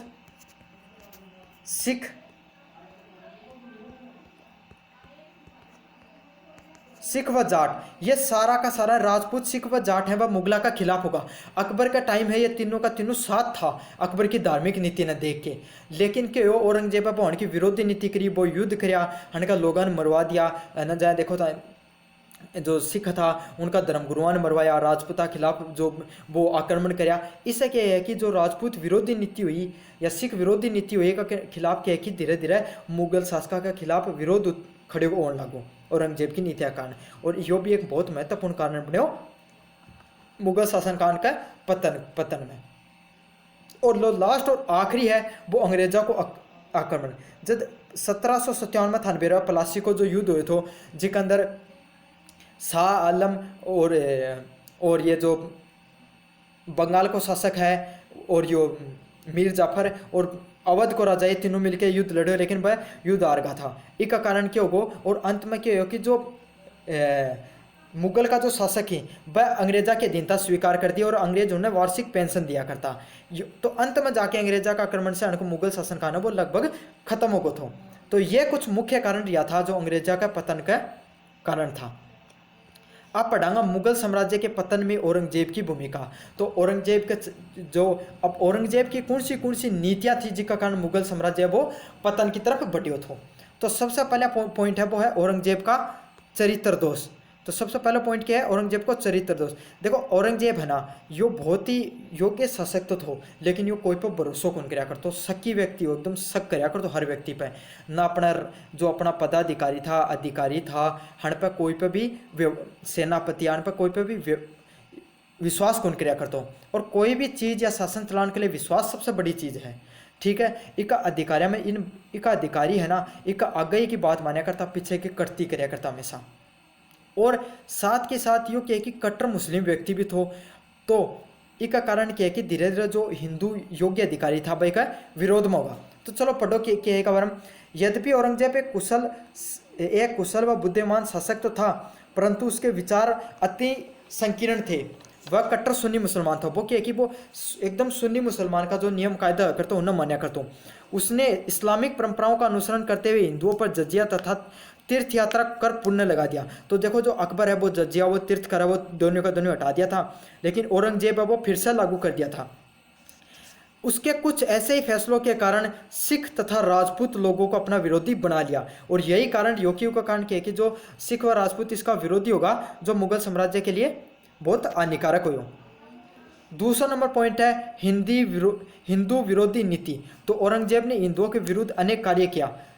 उसने भारत को दार उल इस्लाम बनाने के लिए हिंदुओं की दिवाली, दशहरा तथा रक्षाबंधन जैसे त्योहारों की मनाही कर दी। मतलब वो यो कर दियो कि हिंदू इना वो कोई भी अपना त्यौहार कौन मना सकी, कौन सो दिवाली, दशहरा, रक्षाबंधन जैसे कोई भी त्यौहार कौन मना सकी। इतना ही नहीं, भारतीयों को मुसलमानों से अधिक जो हिंदू आया करता या जो गैर मुसलमान आया करता ना, उन्हें हिंदुआ से ज़्यादा कर देना पड़ा करता। सरकारी पदा पर भी ना हिंदुआ क्या गैर मुसलमान की जो नियुक्ति है वो बंद कर दी।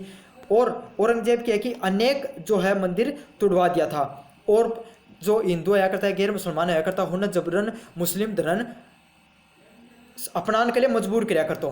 तो यही कारण आया करता जो हिंदुआ की जो जनसंख्या वह सर्वाधिक थी, वह बहुसंख्यक था। उन कोई विरोध होने लगो। तो धीरे धीरे क्या कि जितना दिन औरंगजेब की शारीरिक ताकत थी इतना दिन तो वो बने हो रही हो सल्तनत काल, लेकिन जय जय वो वृद्धावस्था की तरफ गए तो सल्तनत धीरे धीरे पतनशील की तरफ बढ़ गई।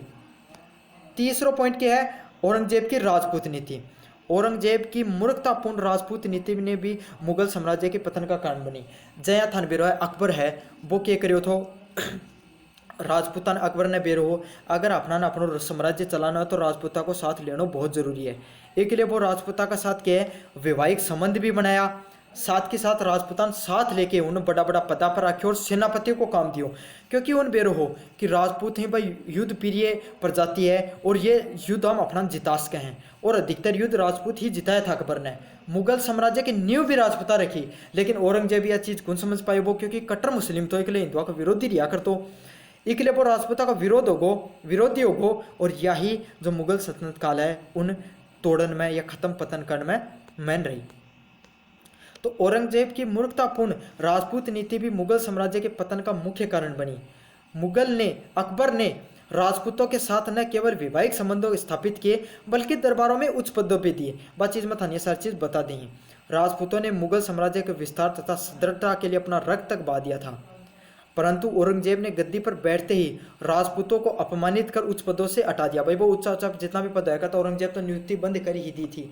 तथा मेवाड़ तथा मारवाड़ के राजपूत शासकों ने मुगलों के विरुद्ध विद्रोह कर दिया, और मारवाड़ के राजपूत अजीत सिंह तथा दुर्गादास के अधीनता में तब तक लड़ते रहे जब तक उन्होंने अपने राज्य को स्वतंत्र घोषित नहीं कर दिया। तो जो मारवाड़ का जो राजपूत थी अजीत सिंह व दुर्गादास है वह लगातार औरंगजेब के खिलाफ लड़ता रहा, और ये कारण क्या है कि जो धीरे धीरे पतन होना शुरू हो गया। चौथा पॉइंट क्या है, शिया विरोधी नीति। देखो जो औरंगजेब है वो कट्टर सुन्नी मुसलमान थे, वो सिर्फ हिंदुआ या गैर मुसलमानों को ही विरोधी नीति को नहीं अपनाई, बल्कि जो सुन्नी मुस्लिम व्यक्ति हुआ करता या जो था उनके खिलाफ भी वो विरोध हो था। अब मुस्लिमा के अंदर भी वो सिर्फ सुनिया नहीं मान्या करते, शियान भी गुण मान्या करते। एक बहुत बड़ी संख्या है बाकी विरोधियों की क्या था। औरंगजेब एक कट्टर सुन्नी मुसलमान था, उसने शिया मुसलमानों को नौराज का त्यौहार मनाने, मुहर्रम के दिन निकलने, उच्च पदों पर नियुक्ति करने तथा कट्टर सुन्नी मुसलमानों के साथ वैवाहिक स्थापित करने से मनाही कर दी। मतलब सीधा सीधा बात है वो शिया मुसलमाना का जितना भी त्यौहार है, चाहे नौराज त्यौहार है, मुहर्रम त्यौहार है, हर सब ने निकलना मना कर दियो और उच्च पदा पर नियुक्ति भी बंद कर दी। तो यह जो शिया विरोधी नीति थी औरंगजेब की, यह भी मुख्य कारण बनी। पांचों जो सबसे इंपॉर्टेंट पॉइंट है वो कहते हो सिख विरोधी नीति। तो औरंगजेब के शासनकाल से ही औरंगजेब के शासनकाल से ही मुगलों से सिखों के संबंध खराब होने शुरू हो गए थे, परंतु जहांगीर के शासनकाल से मुगलों के सिखों से संबंध खराब होने शुरू हो गए थे, परंतु औरंगजेब के समय मुगल सिखों के संबंधों में खटास चरम सीमा पर पहुंच गई। उसने गुरु तेज बहादुर जी का वध करा दिया था। बस यही कमी थी कि यो मैं बता रहे थे उनको जो धर्म गुरु थे तेज बहादुर जी, उनको वध करा दियो। उसने सिखों ने मुस्लिमों के विरुद्ध हथियार उठा लिए। तो इक लेके कि भाई उनका धर्म गुरु था तेज बहादुर जी, उनकी हत्या करवा दी औरंगजेब, तो इका विद्रोह में जो सिख भी उनका विरोध में होगा, और 1699 में खालसा पद की स्थापना की और भविष्य में स्वतंत्र सिख राज्य की स्थापना करने में सफल हो गए। देखो ये खालसा पंथ थे, सुने भी होगो, जो अभी थोड़ा सा दिन पहले मुद्दों भी हुए थे खालसा से रिलेटेड। तो खालसा क्या है, खालसा एक तरीका को एक विचारधारा है जिसके अंदर पंजाब ने खुद ने एक स्वतंत्र देश घोषित करने की विचारधारा ने खालसा विचारधारा कही जा है, ठीक है, या खालसा नीति कही जा है। तो यह सबसे पहले कद 1699 के अंदर शुरू करी गई थी। छठवां नंबर पॉइंट क्या है, जागीरदारी दक्षिण नीति। तो औरंगजेब ने दक्षिण के शिया राज्यों को कुचलने के लिए विरुद्ध आक्रमण, मतलब क्या कि यो जो औरंगजेब है वो मतलब दक्षिण की तरफ बहुत ज़्यादा आक्रमण कराया था, ठीक है। उसने बीजापुर गोलाकुंड को जीतकर मुगल साम्राज्य में मिला लिया, मतलब अधिकतर टाइम के अपना दक्षिण की तरफ ही बितायो। इसका कारण क्या है, उठे जो औरंगजेब की थी बात दक्षिण नीति थी। अब वो क्या करे, औरंगजेब ने मराठों के विरुद्ध भी अभियान भेजे। वह लगभग 25 वर्षों तक दक्षिण राज्यों में लड़ता रहा, फिर भी दक्षिण भारत में शांति स्थापित नहीं कर पाया। देखो पहले अकबर क्या करे तो वो जीत्यो को नहीं, वो सारा का जठे उठे का जो सामंत था, राज्य था, उनका न सिर्फ कर लिया करता है, थोड़ा बहुत जो उपहार वगैरह ले लिया करते, लेकिन यो क्या करे उन्हें जीतने की कोशिश करी औरंगजेब और उठे युद्ध अभियान लड़ते रहियो। तो 25 साल तक दक्षिण में लड़ते रहियो। उन दो नुकसान होया, एक तो उत्तर भारत है ना उठे का राजा ने बस धीरे धीरे खुद ने स्वतंत्र घोषित करने लग गया, क्योंकि वो सारो ध्यान तो दक्षिण की तरफ चले गो। दूसरी चीज इतनो पैसों खर्च होगो कि जो राजस्व है और जो राजकोष है वो खाली होना शुरू होगो। लंबे समय तक दक्षिण में रहने के कारण उत्तरी भारत के राजनीतिक स्थिति बिगड़ गई और अंत में मुगल साम्राज्य का विघटन प्रारंभ हो गया। 8वां पॉइंट क्या है? जागीरदारी संकट। तो औरंगजेब के शासनकाल में जागीरदारी संकट उत्पन्न हो गया था। मुगल काल में सरदारों को उदारता से मनसब तैयार किए गए थे। मनसबदारों को केंद्रीय खजाने से नगद वेतन दिया जाता था, परंतु कभी कभी मनसबदारों को वेतन के रूप में जागीर भी प्रदान की जाती थी। औरंगजेब के शासनकाल में दक्षिण भारत के विद्रोह को दबाने के लिए अत्यधिक संख्या में मनसबदार बनाए गए और उन्हें जागीर प्रदान की गई, परंतु अनेक मनसबदारों को जागीर नहीं मिली और कई मनसबदारों की जागीरी छीन भी ली गई। जागीरदारों ने जागीरदारी संकट से परेशान होकर विद्रोह कर दिया, जो मुगल के साम्राज्य के पतन का मुख्य कारण बना। तो देखो यो कि मैं थान बताऊँ, कुछ एक कोई भी राजा होया करतो या कोई भी व्यक्ति जो बढ़िया काम कर दिया करतो, तो मुगल साम्राज्य के अंतर्गत उन्हें जागीर दिया करता। जागीर मतलब आया मान लो कोई आदमी 10 गांव दे दिया, बोले ये फलानिया 10 गांव तेरा ही पर तू राज करेगो, तो वह उन्हें जागीर बोलिया करता। ठीक है, वह जागीर में कई कर भी ले लिया करता, कई बार निःशुल्क भी दे दिया करता।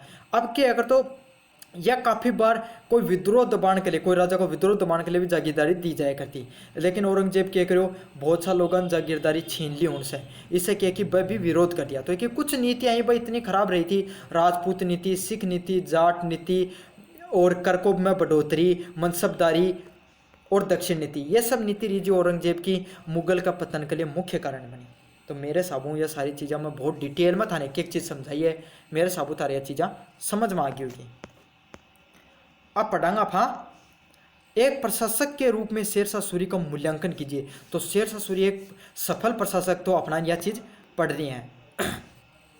शेरशाह एक सफल प्रशासक था। भूमि व्यवस्थाओं के प्राचीन, देखो जो शेरशाह सूरी है, इन दक्षिण भारत मध्यकालीन भारत को सबसे प्रसिद्ध शासक के रूप में भी जाने जा है। और इस अफगान शासक की प्रसिद्धि सबसे महत्वपूर्ण कारण उसकी उन्नत शासन व्यवस्था है। मतलब उसकी जो शासन व्यवस्था है ना, वो बहुत शानदार रही। तो आप प्रशासनिक व्यवस्था देखेंगे कि उसकी कहीं रही उसकी शेरशाह सूरी का बारे में कहा जाए कि वो बहुत ही बुद्धिमान, कार्य कुशलता और बहुत ही परिश्रमी करने वाला व्यक्ति थे। ठीक है, बहुत सा इतिहासकार है और उसकी तुलना है ना मुगल सम्राट से भी करी है, लेकिन सभी जो इतिहासकार हैं ये बात से मतलब एक मत को नहीं, कुछ इतिहासकार कहें कि भाई चलो वो योग्य व्यक्ति थो, उन सारा गुण था, लेकिन वो अकबर जितनो भी योग्य कौन थो। अब पढ़ांगा आप देखो शेरशाह सूरी के बाद में। तो मुगलों की नौकरी छोड़ने के पश्चात शेरशाह बिहार के शासक बहार खां की सेवा में पूछा। तो मुगला की जो नौकरी छोड़ना का बाद में है वो क्या है, बहार खां की सेवा पर पूछो तो। और उसके बाद में उसने अपने पुत्र जलाल खां को शिक्षक नियुक्त किया। 1529 में बहार खां की मृत्यु हो गई और अंत में जलाल खां का संरक्षण बन गया। तो वो 1529 का अंदर है जो शेरशाह सूरी है वो क्या है, संरक्षण बन जाए जलाल खां को। ठीक है, धीरे धीरे वो अलग अलग जगह बहुत सी जगह जीता है। और अब आप पढ़ाएंगे शेरशाह सूरी है के टाइम में जो प्रशासन है वो बहुत प्रसिद्ध रही हो। तो कि के चीज़ प्रसिद्ध थी। ठीक है, तो हुण में जो सबसे पहली चीज़ वो उकी थी बात थी शेरशाह सूरी का भूमि प्रबंध। तो जो शेरशाह सूरी है वो अपना भूमि प्रबंध तो सही तरीका से करो तो, क्योंकि राजस्व है वो बहुत वृद्धि हुई थी। तो देखा के करो तो भूमि की 3 श्रेणियों में उसने विभाजित किया। उसके शासनकाल में किसानों को कर 1/3 भाग लिया जाता, मतलब जितनी उपज होया करती उसको शेरशाह सूरी का कार्यकाल में कितना लिया जाया करता, 1/3 मतलब 33% लिया करता। किसान नगद के रूप में भी लगान देते थे। तो कदे कदे कि किसान है वह नगद के रूप में भी अपनों लगान दिया करता था और अनाज के रूप में भी, दोनों रूप में दे सकता था, नगद के रूप में भी और अनाज के रूप में भी। सूखा पड़ने की दशा में किसानों को सरकार की ओर से रुपया उधार मिलता था। मतलब जैसे भाई कदे कदे मान लो सूखो पड़ गो, अकाल पड़ गो, तो उस टाइम पर क्या कि जो शेरशाह सूरी है वो अपने राजस्व से किसानों ने मदद करने के लिए पिसो दिया करतो। शेरशाह ने किसानों को ध्यान रखने के लिए सैनिकों को आदेश दे रखा था कि उनकी फसलों को किसी भी प्रकार से नुकसान नहीं पहुंचाए। तो शेरशाह सूरी है वो साफ साफ यह निर्देश दे रखा था कि जो सैनिक है ना वो उनकी फसलें ना खराब नहीं करें, ताकि वह अपने अधिकारियों को ये निर्देश भी दे रखा था कि ये भूमि कर निश्चित करते समय सो अपना व्यवहार नरम रखे। मतलब शेरशाह सूरी यह बात कह रहे कि जब थे भूमि से कर लियो ना, मतलब कर निश्चित करो तब है ना अपना व्यवहार बहुत बढ़िया तरीका रखो, लेकिन जब वसूल करो तब उस समय अपना जो व्यवहार है वो कठोर रखो। व्यवहार जो कर है वो लेना जरूरी है। शेरशाह सूरी की इस भूमि कर व्यवस्था में किसानों को भारी लाभ हुआ। जागीरदारों का वर्ग समाप्त हो गया और किसानों को राज्य से सीधा संपर्क स्थापित होगा। मतलब कुल मिला के बात यह है कि उनकी प्रशासन जो भू व्यवस्था थी वह इतनी बढ़िया थी कि सारा का सारा किसान है वह खुश था, उनकी आमदनी बढ़ रही थी। साथ के साथ यही है कि जागीरदारी जो व्यवस्था है वह भी इससे समाप्त होगी, क्योंकि डायरेक्ट जो राज के अधिकारी हुआ करता वह कर लिया करता। इससे क्या कि यो फायदों को कि डायरेक्ट राजा के साथ जो किसानों को संपर्क है वो साथ देगा। ठीक है। दूसरा पॉइंट क्या है, शेरशाह सूरी की न्याय व्यवस्था के लिए प्रसिद्ध था। तो कि न्याय व्यवस्था क्या थी आप यहाँ पढ़ांगा। मध्यकालीन शासकों में शेरशाह अपनी न्याय व्यवस्था के लिए प्रसिद्ध था। उसका विश्वास था न्याय के अभाव से कोई भी साम्राज्य सही नहीं चल सकता है। तो शेरशाह सूरी को जो न्याय व्यवस्था थी वह बहुत ज़्यादा प्रसिद्ध थी। वो कहा करते कि बिना सही न्याय प्रणाली का कोई भी साम्राज्य है वो सही से कौन चल सके। शेरशाह ने बिना किसी भेदभाव के सबको एक निष्पक्ष न्याय प्रदान करता था। वो उकर राज्य में चाहे कोई एक नीच सामान्य व्यक्ति हो या कोई पदाधिकारी हो, सबके लिए समान रूप से कानून लागू करे कोई तो कोई भी अपराधी अपने उच्च पद के कारण नहीं बच सकता था। उसका शासनकाल में अगर कोई बड़ो उच्च पदाधिकारी हो तो वो उसको फायदों को नहीं उठा सकता था। उसके दारुल अदालत के नाम से न्याय की कचहरियाँ स्थापित की थी। मतलब अलग अलग जगह वो अपना मतलब थाना या फिर कचहरी जन बोले जाए वह स्थापित करी थी। फौजदारी के कानून अत्यंत कठोर थे। फौजदारी वह है मतलब कोई भी इंसान को जो हत्या वगैरह से रिलेटेड जो भी कानून हुई ना उन्हें फौजदारी कानून बोले जाए। तो जो फौजदारी कानून था वो बहुत ज़्यादा कठोर था। अपराधियों के लिए सुधारने के लिए अत्यंत क्रूरता के साथ उन्हें दंडित किया जाता था। ठीक है। अपराधियों ने वो सुधारने के लिए कि बहुत तगड़ा तगड़ा नियम बनाया, बहुत कठोर नियम बनाया था। चोरियों और डकैतियों के लिए प्राण दंड तक दिया जाता था। मतलब चोरी और डकैतियां से बचने के लिए वो किया कि प्राण दंड तक दिया करते। तो ये सब जो न्याय प्रणाली है कि थी एक तो जो निष्पक्ष न्याय प्रणाली को निर्माण करो, चाहे नीचे को पदाधिकारी हो चाहे उच्च को पदाधिकारी हो, सबके लिए निष्पक्ष न्याय हो। दूसरी चीज़ है वो दारुल अदालत नामक न्याय की कचहरियाँ को स्थापन करो थो। तीसरी चीज़ वो का जो अपराधियां सुधारने के लिए ना बहुत कठोर नियमों को करियो थो। और चोरी और डकैती करने वाला के लिए क्या है प्राण दंड तक दिया करा करतो। तो ये सब चीज़ थी कि न्याय प्रणाली से रिलेटेड। अब क्या है शेरशाह सूरी की धार्मिक नीति। तो शेरशाह सूरी की धार्मिक नीति क्या आप ये पढ़ाना। शेरशाह एक धर्मप्राय मुसलमान था। वह 5 वक्त नमाज पढ़ता था तथा रोज़ा रखने में विश्वास करता था। मतलब शेरशाह सूरी भाई वो एक मुस्लिम व्यक्ति थो। तो जब मुस्लिम धर्म के अंतर्गत 5 टाइम नमाज पढ़नो रोज़ा रखना तो वो भी ये सब चीज़ कराया करतो। परंतु उसकी धार्मिक नीति सहिष्णु थी। सहिष्णुता मतलब सब ने एक समान व्यवहार से देखने वाली नीति थी। अपने राज्य के सभी वर्गों व जाति वह धर्म को वह समान दृष्टि से देखता था। तो अपना राज्य के अंदर वह सारा वर्ग का जाति का धर्म का सभी लोगों ने एक समान दृष्टि से देखा करतो। ठीक है। उसने सभी को धार्मिक आचरण करने की स्वतंत्रता दे रखी थी। तो उसने सबका साथ बढ़िया व्यवहार रखा करतो और सबका साथ स्वतंत्रता प्रदान कर रखी थी। कानून की दृष्टि से हिंदू और मुसलमानों को समान समझता था। सबसे बड़ी चीज़ यही है, देखो और राजा क्या कराया करता, मुस्लिमों पर ज़्यादा कर लगा रखो तो कम कर लगा रखो तो, और हिंदू गैर मुसलमानों पर ज़्यादा कर लगा रखो तो। लेकिन इनका टाइम में कोई कौन थो, इनका टाइम पर जो कानून थो वो सब पर समान हुआ करतो। अनेक हिंदुओं को राज्य में उच्च पद प्रदान कर रखे थे तथा उसने अनेक जो सैनिक था वह सेनापति था वह क्या था हिंदू था। मतलब बहुत ऊंचा पद पर भी वो के हिंदुआ नियुक्ति दे रखी थी। परंतु इस पर भी जजिया कर, लेकिन जो शेरशाह सूरी है वो जजिया कर को नहीं हटाए। मतलब जो गैर मुसलमान रहने के लिए जो कर देना पड़ दिया करते ना जजिया कर वो को नहीं हटाए तो। पर उसने अपनी धार्मिक कट्टरता का परिचय देकर मंदिरों को तुड़वाकर मस्जिदों का निर्माण कराया। हाँ, लेकिन यह जरूर है कि वो हिंदुओं का विरुद्ध में बहुत सा जो मंदिरा को तोड़ के मस्जिदा को निर्माण करायो। परंतु यह भी सत्य है उसने हिंदुओं को योजनाबद्ध तरीके से तंग नहीं किया। लेकिन जब वो औरंगजेब वगैरह क्या करता, लोगों ने मार दिया करता या फिर जो उनका विवाह स्थापित कर लिया करता या फिर अपहरण कर लिया करता, ये सब चीज़ वो कौन करी और ना ही उन पर कदे अत्याचार करा। हाँ, यह बात है वो एक मुस्लिम शासक होते हुए जो और राजा करे तो जजिया कर और जो मंदिरान तुरानो ये सब चीज़ वही करी थी। ठीक है। अब पढ़ांगा शेरशाह सूरी के सैन्य सुधार। तो के द्वारा क्या क्या सैन्य सुधार किया ये सब चीज़ आप पढ़ांगा। यो आखिरी पॉइंट है। वो क्या है, शेरशाह सूरी गद्दी पर बैठते ही सैनिक व्यवस्था में विद्यमान दोषों का अनुभव कर लिया था। मतलब उन बैठते यहाँ बेरो पाठ की थी कि जो सैनिक व्यवस्था है वह बिल्कुल बहुत खराब है, तो ये दोष ने वो दूर करियो। अंत उसने विशाल अनुशासन सहित एक शक्तिशाली सेना का गठन किया। तो वो एक बहुत ही विशाल और एक शक्तिशाली सेना को गठन करियो। अलाउद्दीन खिलजी की सैनिक पद्धति को जीवित रखते हुए उसने सैनिकों की दशा को सुधारने का भी प्रयास किया। जैसा मैं पहले भी बता चुकी हूँ कि अलाउद्दीन खिलजी की जो सेना ही वह स्थायी सेना थी तथा उसने जो सैनिका को बहुत ध्यान रखा करते। अँ शेरशाह सूरी भी है ना, उनका सैनिका का सुधार के लिए बहुत सा प्रयास किया था। बादशाह स्वयं को सेना का सर्वोच्च अधिकारी हुआ करते। वो जो खुद जो शेरशाह सूरी है ना, वो ही सबसे बड़ा अधिकारी हुआ करते सेना को। उसने सेना पर सीधा नियंत्रण रहता था। ये कारण क्या है, सेना पर सीधा नियंत्रण रिया करतो। शेरशाह स्वयं योग्यता के आधार पर सैनिकों की वृद्धि नियुक्ति करता था। देखो काफी बार क्या है कि जब मान लो कोई भी और कई राजा क्या करता, वंशानुगत तरीकों या फिर बिना कोई योग्यता भी सैनिक ले लिया करता, लेकिन शेरशाह सूरी वो अपना टाइम पर क्या करो, योग्यता के आधार पर सैनिका की भर्ती कराया करता। उसने अपना वेतन भी निश्चित कर रखा था। वो वेतन भी कितना निश्चित कर रखा था।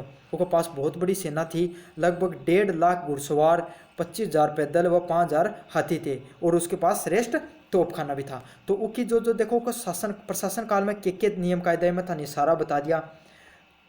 भूमि प्रबंध प्रणाली बता दी कि शेरशाह सूरी की न्याय व्यवस्था बता दी, शेरशाह सूरी की धार्मिक नीति बता दी, और लास्ट में शेरशाह सूरी की सैन्य सुधार बता दिया। शेरशाह सूरी को पर क्वेश्चन आओ तो ये सब बाहर कुछ ही बनाओगे थे, बहुत आराम से कर देगा। अब पढ़ांगा अकबर की धार्मिक सहिष्णु सम्राट हो। तो कि जो अकबर की जो धार्मिक सहिष्णुता की जो नीति थी, इन के मुख्य पॉइंट रिया था, ये सब चीज पढ़ांगा।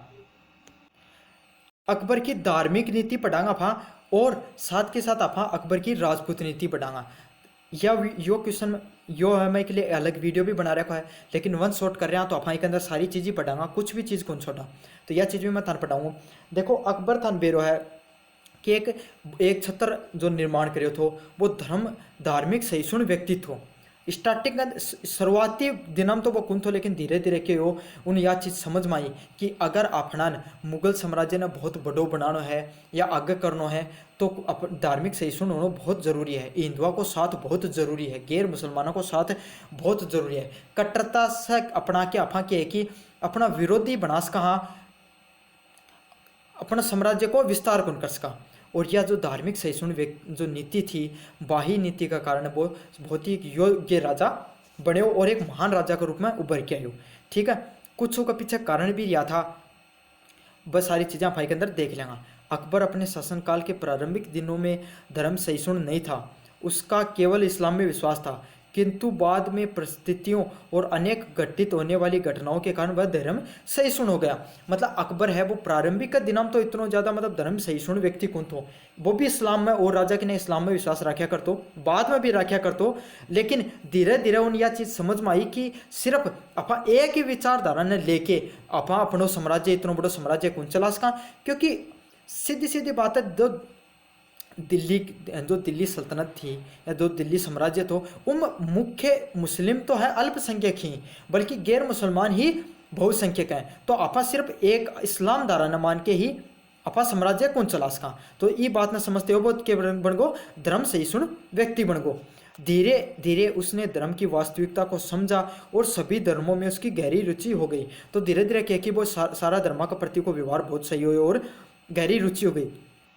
यही कारण है कि उसके शासनकाल में न केवल हिंदू, इस्लाम, जैन, ईसाई और पारसी धर्म अस्तित्व में रहे, बल्कि एक नवीन धर्म दीन इलाही भी अस्तित्व में आया। देखो जो अकबर है वो सारा धर्म को मान्या करतो, हिंदू धर्म का त्यौहार होया करता, उनके अंदर भी वो भाग लिया करतो, इस्लाम धर्म का तो वो खुद मानने वाला थो ही। तो धीरे धीरे क्या हो वो यह चीज़ समझ में आई, वो एक चीज़ समझ में आई कि अफा ना एक नयो धर्म को निर्माण करा। उस धर्म के नाम रखे वो दीन ए इलाही रखो, जिन वो सबसे बड़ा अपना देवता खुद किन मान्यो, खुद न मान्यो। अकबर ने सभी धर्मों का आदरपूर्ण सम्मान किया। हिंदू धर्म से प्रभावित होकर अकबर ने कर्म के सिद्धांत और सूर्य उपासना को भी अपना लिया और वह माथे पर भी तिलक लगाने लगा।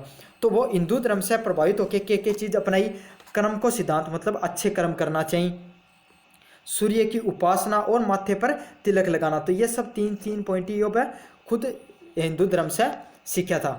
उसके दरबार में अनेक हिंदू त्यौहार तथा रक्षाबंधन, दीपावली, दशहरा तथा वसंत पर्व आदि मनाए जाने लगे। जहाँ मैं थान पहले बता दी यह चीज़ तो, लेकिन फिर बता दूँ कि भाई वो अकबर है वो हिंदू धर्म है। जहाँ रक्षाबंधन हो गई, दीपावली हो गई, दशहरा हो गया, वसंत पर्व, ये सब के धीरे धीरे बनाउन लागो थो। उसने प्रसिद्ध हिंदू विद्वानों तथा पुरुषोत्तम को अपनी सेवा को इबादत खाने में आमंत्रित किया। तो इबादत खाना देखो एक ऐसी की जगह को निर्माण करे तो फतेहपुर सीकरी के अंदर जठे अलग अलग धर्म गुरु ही वह आया करता और अपने धर्म को प्रचार किया करता, वह उप आपस में क्या किया करता, डिबेट किया करता। ठीक है, तो वो क्या कि अलग अलग हिंदू विद्वानों ने ना इबादत खाना में आमंत्रित किया अपने धर्म का प्रचार के लिए। जैन धर्म के प्रति आदर सम्मान प्रदर्शित करने के लिए अकबर ने 1568 में जैन आचार्यों के बीच में शास्त्रार्थ कराया। तो वो सिर्फ हिंदू धर्म को नहीं बल्कि जैन धर्म का बीच में भी अपनी प्रसिद्धता बनाने के लिए क्या करो, 1568 में जैन आचार्यों के बीच में शास्त्रार्थ करो। सन 1582 में उसने जैन आचार्य हरि विजय सूरी को जैन धर्म की व्याख्या करने के लिए आमंत्रित किया और सन 1582 ईस्वी में उसने जैन आचार्य हरि विजय सूरी को जैन धर्म की व्याख्या करने के लिए क्या किया, आमंत्रित किया, धर्म की व्याख्या करने के लिए निमंत्रित किया। और उसने अनेक जगत गुरुओं की उपाधि दी और बहुत सा जो जैन धर्म का जो होया करता उन्हें क्या करो व्याख्या के लिए या अपना धर्म प्रचार के लिए शास्त्रार्थ के लिए बुलाया और उन्हें जगत गुरुआ की क्या करी, उपाधि दी। वे 2 वर्ष उसके दरबार में रहे और वह लगभग 2 वर्ष उसका दरबार में रहा। जैन गुरुओं से प्रभाव में आकर उसने शिकार करना भी छोड़ दिया। भाई जैन धर्म में जो देखो हत्या करनो या वध करनो वो निषेध है, तो ये कोई फायदो इन्हीं वो प्रभावित होकर वो क्या करो, अकबर शिकार करनो छोड़ दियो। तथा इतना ही नहीं, अकबर ने प्रांतियों में यह फरमान जारी किया कि विशेष दिवसों पर पशुवध करने वालों को कठोर सजा दी जाएगी। खुद शिकार करना छोड़ो, साथ के साथ क्या करो, यह चीज़ भी खदी कोई भाई विशेष दिवस होंगे पर पशुवध करनो करो तो कोई कठोर सजा दी जाएगी। ईसाई धर्म के प्रति भी अकबर ने सम्मान प्रदर्शित किया। इस हेतु उसने ईसाई मिशनरियों को बुलवाया और ईसाई धर्म के गहन जानकारी प्राप्त की। वो सभी धर्म का व्यक्ति का प्रति क्या है कि अपनो सम्मान प्रकट किया करतो। और एक लिए कि एक तर्ज पे उसने कि ईसाई जो मिशनरी उन्हें भी बुलाया और ईसाई धर्म पर गहन विचार प्रकट किया। आगरा और लाहौर के निकट गिरजाघर बनाने की स्वीकृति भी दे दी। उसने धर्म के विद्वान मेहरजी राजा से भेंट कर उसने अपने दरबार में आमंत्रित किया। तो जो उठे को राजा हो लाहौर का गिरजाघर बनाने के लिए उसने स्वीकृति दी और मेहरजी से भेंट करके दरबार में उन्हें आमंत्रित भी किया। पारसी धर्मों के सिद्धांतों की भी गहन जानकारी प्राप्त करी। तो पारसी धर्म के जानकारी भी गहन जानकारी प्राप्त करी। पारसी धर्म से प्रभावित होकर उसने अग्नि पूजा करना भी शुरू कर दिया और पारसी धर्म से वो प्रभावित होकर उसने अग्नि पूजा भी शुरू कर दी। अनेक पारसी त्योहारों मनाने लगा और वो धीरे धीरे बहुत सा पारसी त्यौहार मनाने लगो।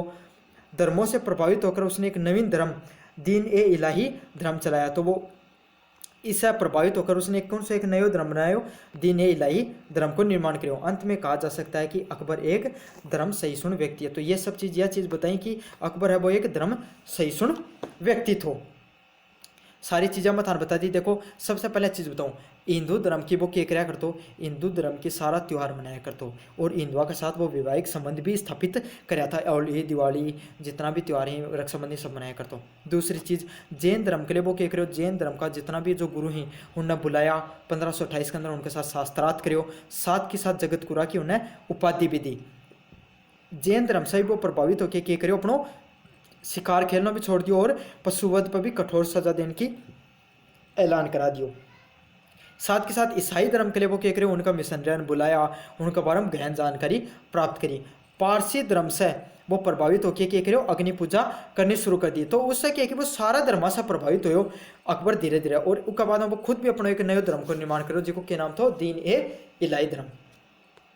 ठीक है, अब पढ़ेंगे आप अकबर की अलग पॉइंट पर अकबर की राजपूत नीति। तो अकबर की राजपूत नीति बहुत महत्वपूर्ण नीति रही है। अकबर को राजपूत नीति के लिए अत्यंत महत्वपूर्ण परिणाम था उसकी राजपूत नीति ने ही राजनीतिक, सामाजिक, धार्मिक, आर्थिक तथा संस्कृति को प्रभावित किया। देखो अकबर है ना, अकबर ने यह चीज़ समझ में आई कि जो राजपूत हैं ये युद्ध प्रिय हैं, ये लगातार है ना दिल्ली सल्तनत का जो राजा उनके साथ विरोध करता रहा, बाहर का साथ जो राजा उनका साथ भी ये लड़ाई करता रहा, हण का साथ बैर लेके कोई फायदो को नहीं। तो एक लिए वो राजपूता का साथ की एक राजपूता का संबंध स्थापित कराया, राजपूता का राजपूता की राजपूत नीति को अपनाई, जिसका साथ क्या है कि बहुत सा राजपूता ने अपना अच्छा निदेश स्वीकार करायो, कुछ राजपूता का साथ अपना वैवाहिक संबंध स्थापित कराया। तो ताकि जो उनकी जो राजनीति है, साम्राज्य है, सामाजिक व धार्मिक व आर्थिक व सांस्कृतिक को प्रभावित किया। अकबर की राजपूत नीति के परिणाम स्वरूप अकबर को कुशल एवं योग्य सैनिकों की सेवाएं भी प्राप्त हुई। तो थान जहाँ बेरो की मैं थान पहले बता चुके हूँ, जो राजपूत है वह युद्ध प्रिय है करता, अकबर ने बात को बेरो हो तो वो अपना दिमाग लगा के उन बेरो जो राजपूत है करता उन्हें बढ़िया उनकी जो सेना है उन्हें वो अपनी युद्धा में यूज करी, और जो उनका जो सेनापति है उन्हें बड़ा ऊंचा ऊंचा अभियान पे बढ़िया बढ़िया जहाँ मान सिंह ने लाहौर अभियान पर भेजा, बंगाल अभियान पर भेजा, अलग अलग अभियान पर भेजा करता। इसी सैन्य शक्ति के बल पर अकबर ने न केवल संपूर्ण भारत को विजय किया, बल्कि अकबर की राजपूत नीति ने तत्कालीन भारतीय समाज को प्रभावित किया। मतलब ये नीति को फायदा उठा के अकबर की है कि संपूर्ण भारत पर विजय स्थापित करो। अकबर ने भारतीय साम्राज्य में व्याप्त अनेक कुरीतियों को आदर्श बल, विवाह, दहेज प्रथा आदि का अंत किया। तो मतलब वो अनेक कुरीति जो मतलब एक अंदर राजपूता समाज के अंदर जो अनेक कुरीति थी कार्यकाल में, बाल विवाह, दहेज प्रथा इनको भी अंत करियो, साथ के साथ सती प्रथा पर भी अंत करियो। अंतर जातीय विवाह और विधवा विवाह को भी प्रोत्साहन दिया और सती प्रथा को भी समाप्त करने के लिए पुरजोर प्रयास किया। तो ना सिर्फ जो अकबर है वो राजपूता को अपने साथ मिलायो, उनको सहयोग करियो, उनके साथ वैवाहिक संबंध स्थापित किया, उनकी सैनिका को यूज करो, बल्कि उनके साथ कुछ जो कुरीति थी जैसे अंतर्जातीय विवाह है, विधवा विवाह है और जो सती प्रथा है हमने भी समाप्त करने को कोशिश करी। हिंदू व मुस्लिम एक दूसरे के नज़दीक आ सकें, इसके लिए उसने हिंदू मुसलमानों की एकता पर भी कार्य किया। तो ये सब चीज़ें थी। अब पढ़ांगा आप अकबर की राजपूत नीति के परिणाम। तो अकबर की राजपूत नीति का के परिणाम या ये सब देखांगा।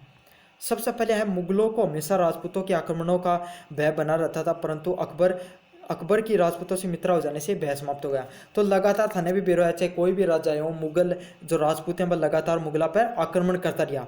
अब जो अकबर है वो उनके साथ वैवाहिक संबंध स्थापित कर लिया, तो मुगल राजपूत है भाई का विरोधी को नहीं हो सका था। बस एक सिर्फ जो महाराणा प्रताप है वो को सानिध्य स्वीकार कौन करे के खिलाफ के युद्ध अभियान छेड़ा था अकबर। दूसरा नंबर पॉइंट है अकबर राजपूत नीति से राजपूतों का सहयोग मुगलों को प्राप्त होने लगा। अब उन्हें राजपूतों से सैन्य बहुमूल्य सेवाएं भी प्राप्त होने लगी। साथ के साथ क्या है कि अकबर है ना के फायदे हो, एक तो सैन्य बढ़िया तो अधिकारी मिला, साथ सैन्य सेवा भी मिलने लगी। तीसरा नंबर पॉइंट है अकबर ने राजपूतों के सहयोग से अपने विरोधियों को पराजित किया। तो अकबर ने राजपूतों के सहयोग से अपने विरोध जितना भी उनका विरोधी है ना सब ने पराजित कर दिया। चौथा नंबर पॉइंट है राजपूतों में मुगल साम्राज्य के विस्तार तथा उसकी स्थिरता आ गई। अब राजपूता उनको साथ देने लग गया तो क्या मुगल साम्राज्य में एक स्थिरता आ गई। अकबर ने राजपूत की सहायता हेतु उत्तर व दक्षिण भारत में अनेक स्थान विजय स्थापन किया। क्यों कि जो मुगल जो राजपूत था ये बहुत ही युद्ध प्रिय था, तो इनके पास योग्य सेना थी, तो इको फायदा उठा के उत्तर व दक्षिण भारत में बहुत जगह अकबर अपनी विजय प्राप्त करी। अकबर अपनी राजपूत नीति के वजह से इतिहास में महान सम्राट कहलाया, और जो अकबर की जो राजपूत नीति का जो वो क्या महान सम्राट कहलाए थे।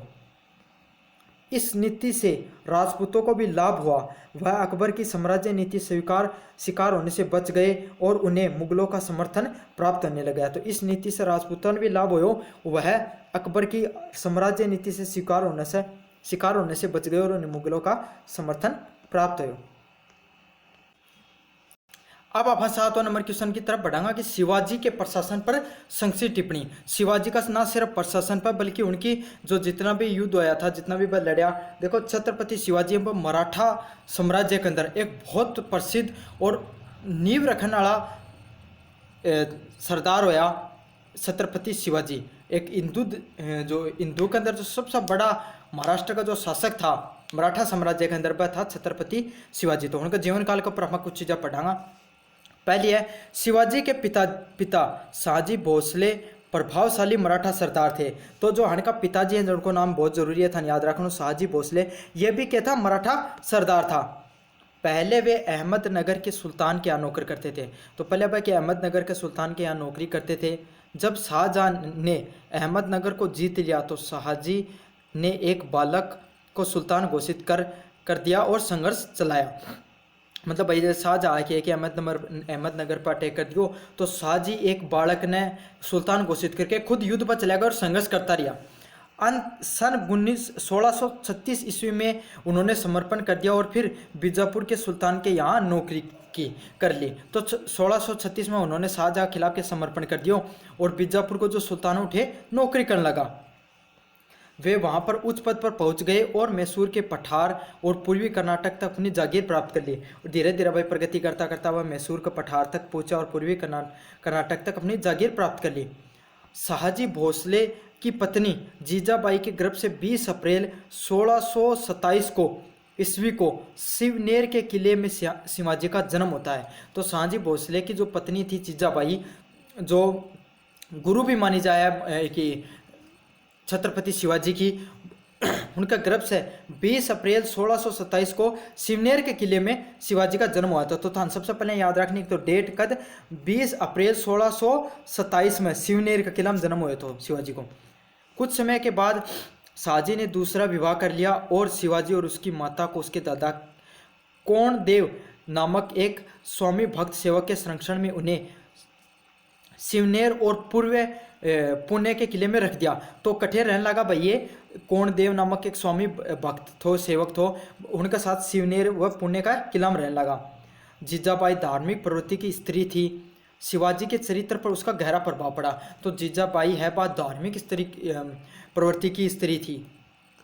जीजाबाई के चरित्र पर उसका गहरा प्रभाव पड़ा। तो शिवाजी है ना, शिवाजी ने सारी बालकपन में सारी जितनों भी जो धार्मिक ज्ञान है वो सब दे दियो, संघर्ष के बारे में बताया करती।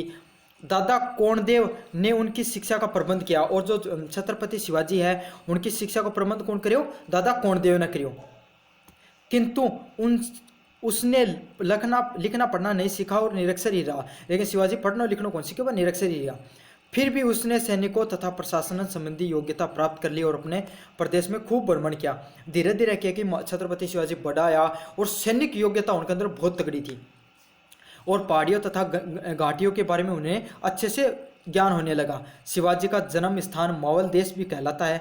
वहाँ के लोग बड़े परिश्रमी और बहादुर थे। तो मतलब जो मावल देश में जठे पैदा हो भाई खून के अंदर भी उनके अंदर सैनिक पद्धति थी और जठे पैदा उठे भी सैनिक पद्धति थी। शिवाजी ने उनसे घनिष्ठ संपर्क कायम किया और सैकड़ों उसके पक्के साथी हो गए। धीरे धीरे कि भाई वो खुद तो राजा शाही में हो, लेकिन वो क्या लोगों का साथ मिलजुल के रिया करता। तो धीरे धीरे उसका साथ के बहुत ही अच्छा साथी बना लिया। दादा कोणदेव चाहते थे कि पिताजी की भांति शिवाजी भी किसी सुल्तान के यहाँ नौकरी करके उच्च पद प्राप्त कर लें, किंतु उनके साहसिक जीवन पसंद था। लेकिन शिवाजी नौकरी करनी पसंद कौन थी, उन्हें एक साहसिक जीवन पसंद हो। उन दिनों दक्षिण के मुस्लिम राज्यों की दशा शोचनीय थी। तो जो दक्षिण का राज्य था वह मुस्लिम राज्यों का जो मुस्लिम राजा उन पर बहुत ज़्यादा अत्याचार कर रहा था। इसलिए उसने इन प्रदेशों को छीनकर अपने राज्य कायम करने का संकल्प लिया। तो शिवाजी के दिमाग लगा भाई कि जो दक्षिण का राज्य है वह बहुत मतलब टूट फूट हो रही है, जिनका राजनीतिक स्थिति सही को नहीं। तो सबसे पहले हुण पर विजय स्थापित कराऊंगा और फिर अपना राज्य बनाऊंगा। तो 1647 में दादा कोणदेव की मृत्यु हो गई और शिवाजी को अपनी इच्छा अनुसार कार्य करने का अवसर मिल गया। तो जैसे ही 1647 में दादा कोणदेव की मृत्यु होती है तो शिवाजी अपनी इच्छा अनुसार काम करने लग जाते हैं। मराठा राज्य के संस्थापक के अतिरिक्त शिवाजी की गणना एक कुशल प्रशासक के रूप में भी होती है। तो मतलब मैं पहले बताया था कि जो शिवाजी है उन मराठा साम्राज्य के संस्थापक के रूप में भी जाने जावा है। नवीनतम मराठा राज्य की संरचना के रूप में शिवाजी ने सूझबूझ व उनकी कुशलता देखी जा सकती है। तो जो शिवाजी है वो जो नयो मराठा साम्राज्य बनाए थे मुख्य के है कुशलता भी देखी, बहुत योग्यता से बनाए थे। अनेक विद्वानों ने शिवाजी की कुशलता की तुलना अफगान शासक शेर शाह व मुगल सम्राट अकबर से भी करी है। तो बहुत सा विद्वान के बताइए कि जो शिवाजी है वो अफगान शासक शेर शाह सूरी और मुगल सम्राट अकबर जितनों योग्य थे। शिवाजी को आदर्श हिंदू राजशाही की स्थापना करी। और शिवाजी है वो आदर्श हिंदू राजशाही की स्थापना करी, मतलब हिंदू धर्म को पहले एक बहुत बड़ा राजा है जिन्होंने हिंदू राजशाही पर काम करो। इसलिए उन्होंने प्राचीन भारत में प्रचलित प्रशासनिक व्यवस्थाएं और अनेक तत्वों को अपना लिया। तो वो क्या कि भाई एक हिंदू राजशाही को निर्माण करे होते के लिए जो प्राचीन समय में जो पद्धति चल रही थी उन्हें अपना लियो। शिवाजी ने अपनी प्रशासनिक व्यवस्था के समुचित संचालन के लिए 8 प्रमुख अधिकारियों का नियुक्ति करी। तो 8 प्रमुख अधिकारियों को नियुक्ति करी उन्हें, तथा उनको एक मंत्रिमंडल की तरह कार्य करते थे। और ये सब क्या काम कार्य करता एक मंत्रिमंडल की तरह कार्य किया करता। प्रत्येक मंत्री अपने विभाग का प्रधान तथा अध्यक्ष हुआ करता था। तो जो प्रत्येक मंत्री है वो अपने विभाग को क्या होकर तो प्रधान या अध्यक्ष हुआ करते। शिवाजी उनसे समय समय पर अलग अलग अथवा सामूहिक रूप से सलाह करते थे। तो टाइम पर शिवाजी उनसे मिला करतो, उनसे सलाह करतो, परंतु यह आवश्यक नहीं था शिवाजी उनकी सलाह को स्वीकार करें। लेकिन शिवाजी मान्या करतो खुद की, सुना करतो सबकी। तो अभी 8 मंत्री कौन कौन था का बारे में थाने पहले बता दूं। सबसे पहले है पेशवा। तो पेशवा को कार्य क्या करतो, उसका कार्य साम्राज्य की देखभाल, जितनों भी कार्य करतो ना वो सारो काम कौन कराया करतो, पेशवा। ठीक है, जितना भी प्रशासनिक अधिकारियों के नीचे काम कराया करता। दूसरों के हो मजूमदार। मजूमदार क्या कर तो इको कार्य है कर तो व्यय रखन को, जितनों भी खर्चो है कर तो ना उन सारी चीज़ों को ध्यान को रखा कर तो मजूमदार रखा कर तो। तीसरों मंत्री या वाक्या नवीन। तो इको क्या है कर तो राजा के दैनिक कार्यों की देखभाल करना। एक कार्यों की हो राजा के दैनिक कार्यों की देखभाल कराया करतो। ठीक है, जितना भी राजा के काम करोगो, आज यो काम करो, कल यो काम करो, सारा नियम बनाया करतो। जो सेक्रेटरी की पोस्ट है करती ना वह है की। चौथा पॉइंट क्या, सचिव अथवा श्रुतविश।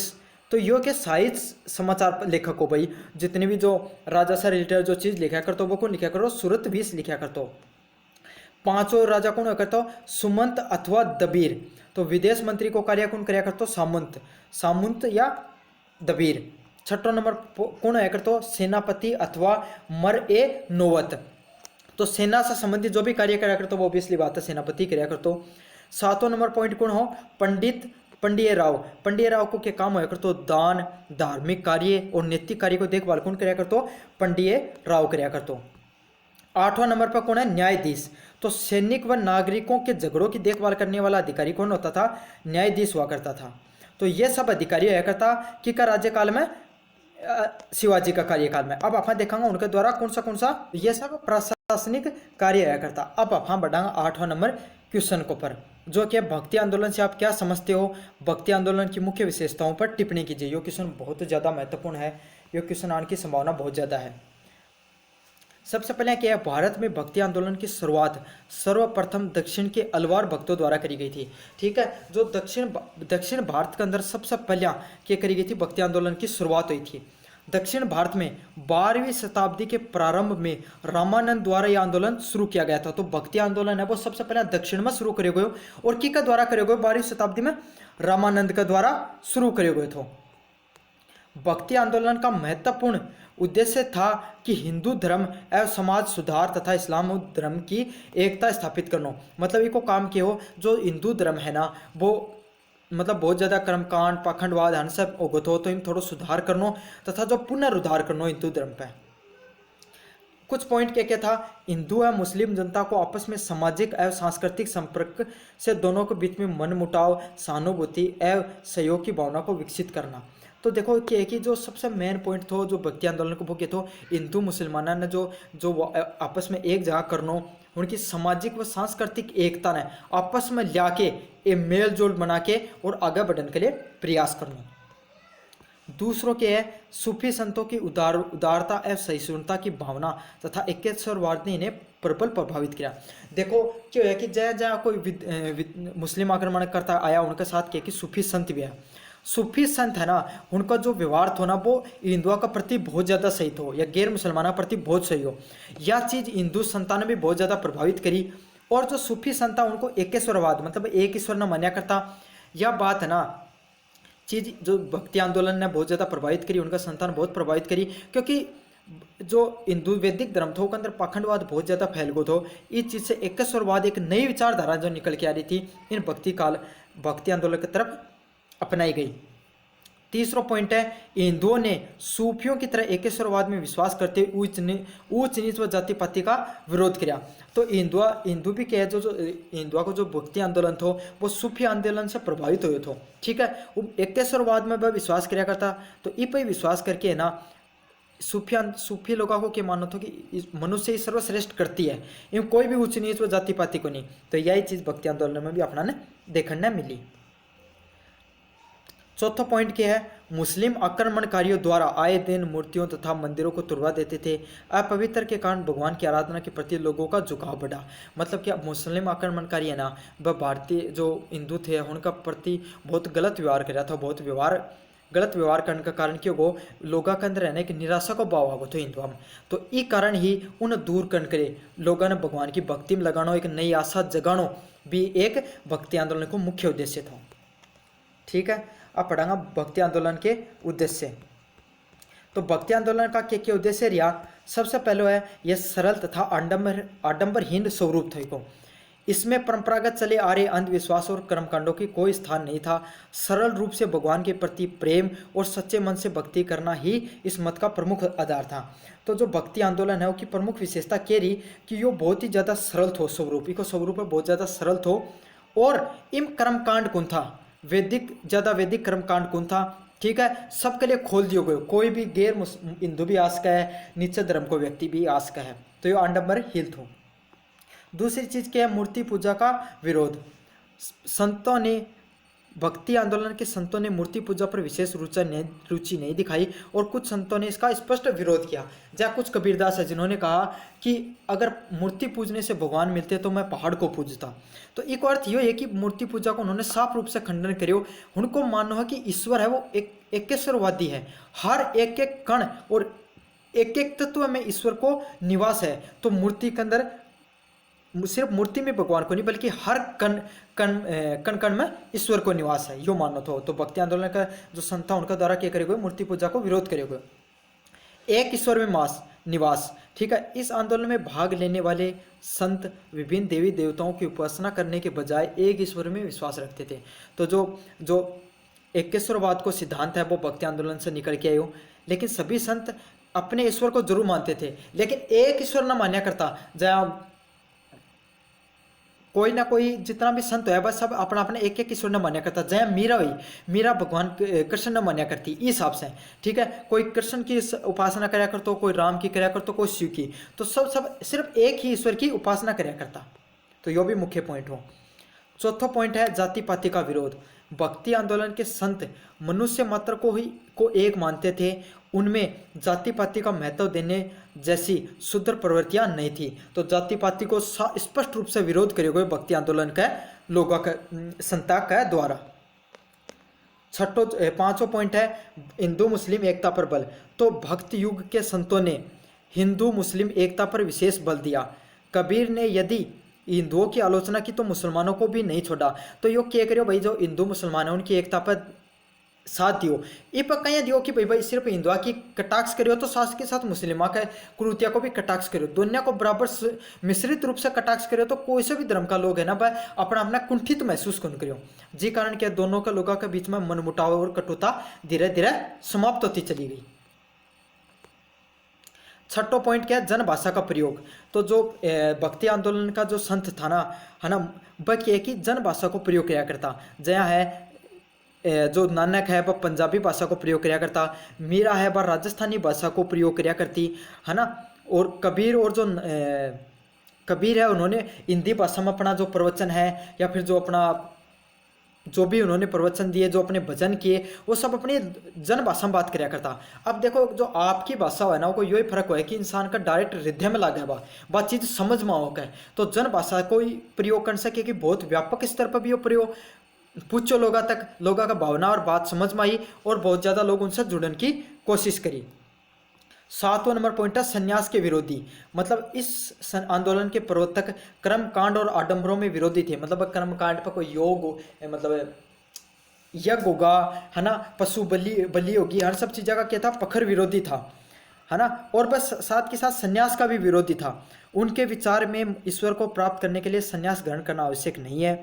उनका विचार था ईश्वर के प्रति सच्ची श्रद्धा रखने वाला व्यक्ति ग्रस्त रहकर भी ईश्वर को प्राप्त कर सकता है। मतलब हमको जो भक्ति आंदोलन का जो संत था उनको क्या मानना था कि ईश्वर न प्राप्त करने संन्यास लेना जरूरी को नहीं, भगवान की सच्ची श्रद्धा थारा मन में होनी बहुत जरूरी है। अगर वह है तो थे घना रह के भी भगवान ने प्राप्त कर सको। तो यो थो भक्ति आंदोलन। भक्ति आंदोलन का थान सारी चीज मैं बता दी के अंतर्गत। अब आप हम बढ़ांगा 9 नंबर क्वेश्चन की तरफ।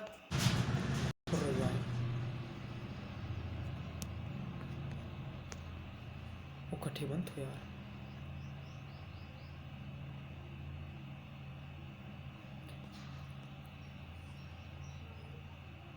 9 नंबर पॉइंट है मुक्ति के साधन। सूफियों के अनुसार मुक्ति प्राप्ति के लिए ईश्वर की आराधना आवश्यक है। मतलब हमको जो 9 पॉइंट के थो सूफिया के अनुसार कि यह मुक्ति अगर प्राप्त करनी है तो ईश्वर की आराधना करनी बहुत जरूरी है।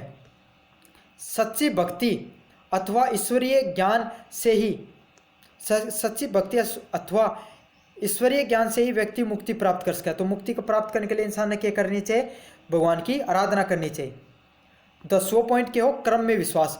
सूफियों का कर्म फल में बहुत ज़्यादा विश्वास था। उनकी मान्यता थी अच्छे कर्मों का फल अच्छा होता है तथा बुरे कर्मों का फल बुरा होता है। तो जो सूफीवाद थो वह लोग के कर्मों में बहुत ज़्यादा विश्वास रखा करता।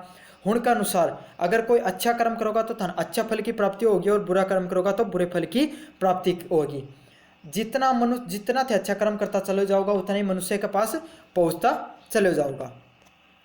अब अपना सूफीवाद में अंतिम पॉइंट क्या? सूफीवाद के प्रभाव पड़ा जनमानस पर। तो पहलों के प्रभाव हो हिंदू और मुसलमानों में प्रेम। तो सूफी संत बहुत विशाल हृदय के थे। इन्होंने अपने धर्म में सभी धर्मों और संप्रदायों के लिए खोल दिया। मतलब सूफी संत था, इनको यह कौन मानो कि सिर्फ इस्लाम धर्म का लोग इस सूफी विचारधारा ने माने।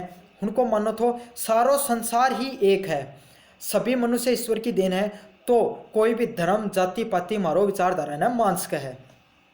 इस कारण बहुत से हिंदू भी सूफियों के संत बन गए।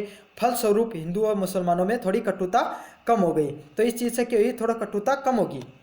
दूसरा पॉइंट क्या है? नैतिकता का विकास। सूफियों ने नैतिकता के विकास में बहुत ज़्यादा योगदान दिया। सूफी संत संसार में रहकर पवित्र तथा उच्च कोटि का जीवन व्यतीत करते थे। मतलब नैतिक जीवन जीना इंसान के लिए बहुत जरूरी है। यह चीज़ सूफी संतान ने बताई कि थारो हृदय पवित्र होगो तो थे ईश्वर ने प्राप्ति करो। और जिन इंसान को हृदय पवित्र है तो वो क्या अपना नैतिक जीवन जीवोगो और पवित्र और उच्च कोटि को जीवन जीवोगो। पहले सूफी संतान व विचारधारा पर चलिया और अपना अनुयायन भी व विचारधारा मानने के लिए प्रेरित करो। उनके अनुसार चोरी करना, झूठ बोलना, छल कपट करना आदि प्रभु की दृष्टि में पाप हैं। तो उनका अनुसार क्या? तो चोरी कर रहे हो, कोई व्यक्ति झूठ बोल रहे, छल कपट कर रहे हो तो वो क्या है? पाप है। इस प्रकार उनके उपदेशों में लोगों को नैतिक जीवन बहुत ज़्यादा हो चुका है। तो धीरे धीरे क्योंकि लोगों को जो जीवन है वो नैतिकता की तरफ बढ़ते चले गए। और नैतिक जीवन जीना इंसान के लिए बहुत ज़्यादा जरूरी है। अगर कोई इंसान ने बहुत ज़्यादा ऊंचाई तक भी पहुँचना है तो नैतिक जीवन जीना चाहिए। तीसरा पॉइंट है धार्मिक सहिष्णुता। सूफियों के उपदेशों के कारण देश के वातावरण में बहुत सा परिवर्तन आ गया था। लोगों में धर्मदत्ता कम हो गई। दिल्ली के जिन सुल्तानों का सूफी संतों से संपर्क था वे काफ़ी उदारचित बन गए थे। देखो सूफी संत है कि एक ही धार्मिक सहिष्णुता पर विश्वास रखा करता। तो धीरे धीरे के पाखंडवाद है, आडंबर है, वो क्या होगा? धीरे धीरे कम होगो। और इको डायरेक्ट प्रभाव की पर भी पड़े जो दिल्ली का सल्तनत था ना, जो सूफी विचारधारा मान्या करता, ये कारण भी क्या धीरे धीरे थोड़ा उदारवादी होगा। जब अकबर भी है ना वो सूफी संत ने मान्या करता, एक कारण वो भी धार्मिक थोड़ा उदार हो। तो सूफी संत उत्पन्न किए गए वातावरण के कारण मुगलों में सहनशीलता के गुण को समावेश हो गया। और यही कारण तो जो मुगल धीरे धीरे जो सहिष्णु बनया थोड़ा बहुत वकी का कारण बनया, सूफी संता का कारण बनया था। चौथा पॉइंट है क्या को है? जाति पाति का विरोध। सूफी संत ऊंच नीच आदि में विश्वास नहीं रखते थे।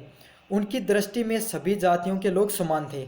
मतलब जो सूफी संत है वह जाति पाति को विरोध कराया करता। उनको यही मानना था कि सभी जाति का लोग ना वह समान है। इनका अनुसरण करते हुए हिंदू संतों ने सभी जाति पाति का विरोध किया। हिंदू संतों ने तथा सभी जाति पातियों का विरोध भी किया। मतलब सूफीवाद जो हिंदू धर्म का जो भक्तिकालीन न मानने वाला लोग था ना, जो सूफी विचारधारा से प्रभावित था, उन्होंने क्या जाति पाति को विरोध करियो। 5 नंबर पॉइंट है लोक भाषा का प्रयोग। जो सूफी संत है ना बस संस्कृति से प्रभावित होकर अपनी मातृभाषा में उपदेश दिया। जब भक्तिकालीन लोग हैं संत वह भी अपनी मातृभाषा में उपदेश दिया था, बस सूफी संत भी अपनी मातृभाषा में उपदेश दिया। इस प्रकार देसी भाषाओं में उच्च कोटि का साहित्य की रचना होने लगी। और जो देसी भाषा ही ना, जब मलयालम, कन्नड़ होगी ना, गुजराती होगी, मराठी होगी, बंगाली होगी, हर भाषा के अंदर भी जो उच्च कोटि को जो साहित्य देखने न मिले हो ना अपना, वो हर सूफी संत या भक्तिकालीन आंदोलन में जो साहित्य को उत्थान हो ना, उसका कारण देखने न मिलो है। हिंदू संतों ने भी देसी भाषाओं में अपना मत करने का में प्रचार करने का मन बना लिया। और इससे प्रभावित होकर जो हिंदू संत है ना, वह भी देसी भाषा में अपना क्या करियो, प्रचार करियो। तो छठो नंबर पॉइंट क्या है, समाज सेवा की भावना। सूफी संतों में मानवता की सेवा का बहुत उपदेश देते थे। तो सूफी संत है क्या करा करता भाई, मानवता में बहुत विश्वास रखा करता और मानवता को उपदेश दिया करता। उन्होंने अपने श्रद्धालुओं को निर्धन, अनाथों, विधवाओं और अंगविहीनों को हर प्रकार की सेवा के उपदेश दिया। उनको क्या मानो, उनका जितना भी श्रद्धालु ही, निर्धन लोग ही, अनाथ लोग ही, विधवा ही ना, हर सब की सेवा करना ही ईश्वर प्राप्ति को एक मार्ग है। इन सूफियों से प्रभावित होकर दिल्ली के कुछ सुल्तानों ने अनेक अनाथालयों व दान गृहों में भी स्थापना करी। और इस चीज़ से प्रभावित होकर जो दिल्ली का बहुत सा सुल्तानी, उन्होंने क्या करी, अनाथालय और दान गृहों को निर्माण करो। सातवां प्रश्न क्या है, भक्ति आंदोलन का प्रोत्साहन। सूफियों ने पवित्र जीवन जीने का उपदेश दिया। उनकी शिक्षाओं में सहनशीलता तथा मानवता के लिए प्रेम भरा जीवन था। मतलब सूफिया को सबसे मुख्य उद्देश्य क्या हो कि थारो जीवन पवित्रता से भरे हुए होना चाहिए, जिस कारण भारत में भक्ति आंदोलन को प्रोत्साहन मिला। भक्त प्रचारकों ने सूफियों की भांति पवित्र जीवन तथा ईश्वर एकता में बल दिया। तो यो थे सूफी आंदोलन, जिसके बारे में थाने संपूर्ण पूर्व बतायो। इस बार कुछ पॉइंट करना होगा। अब पढ़ांगा आप मुगल काल के समय होने वाले उद्योग धंधों का निर्माण।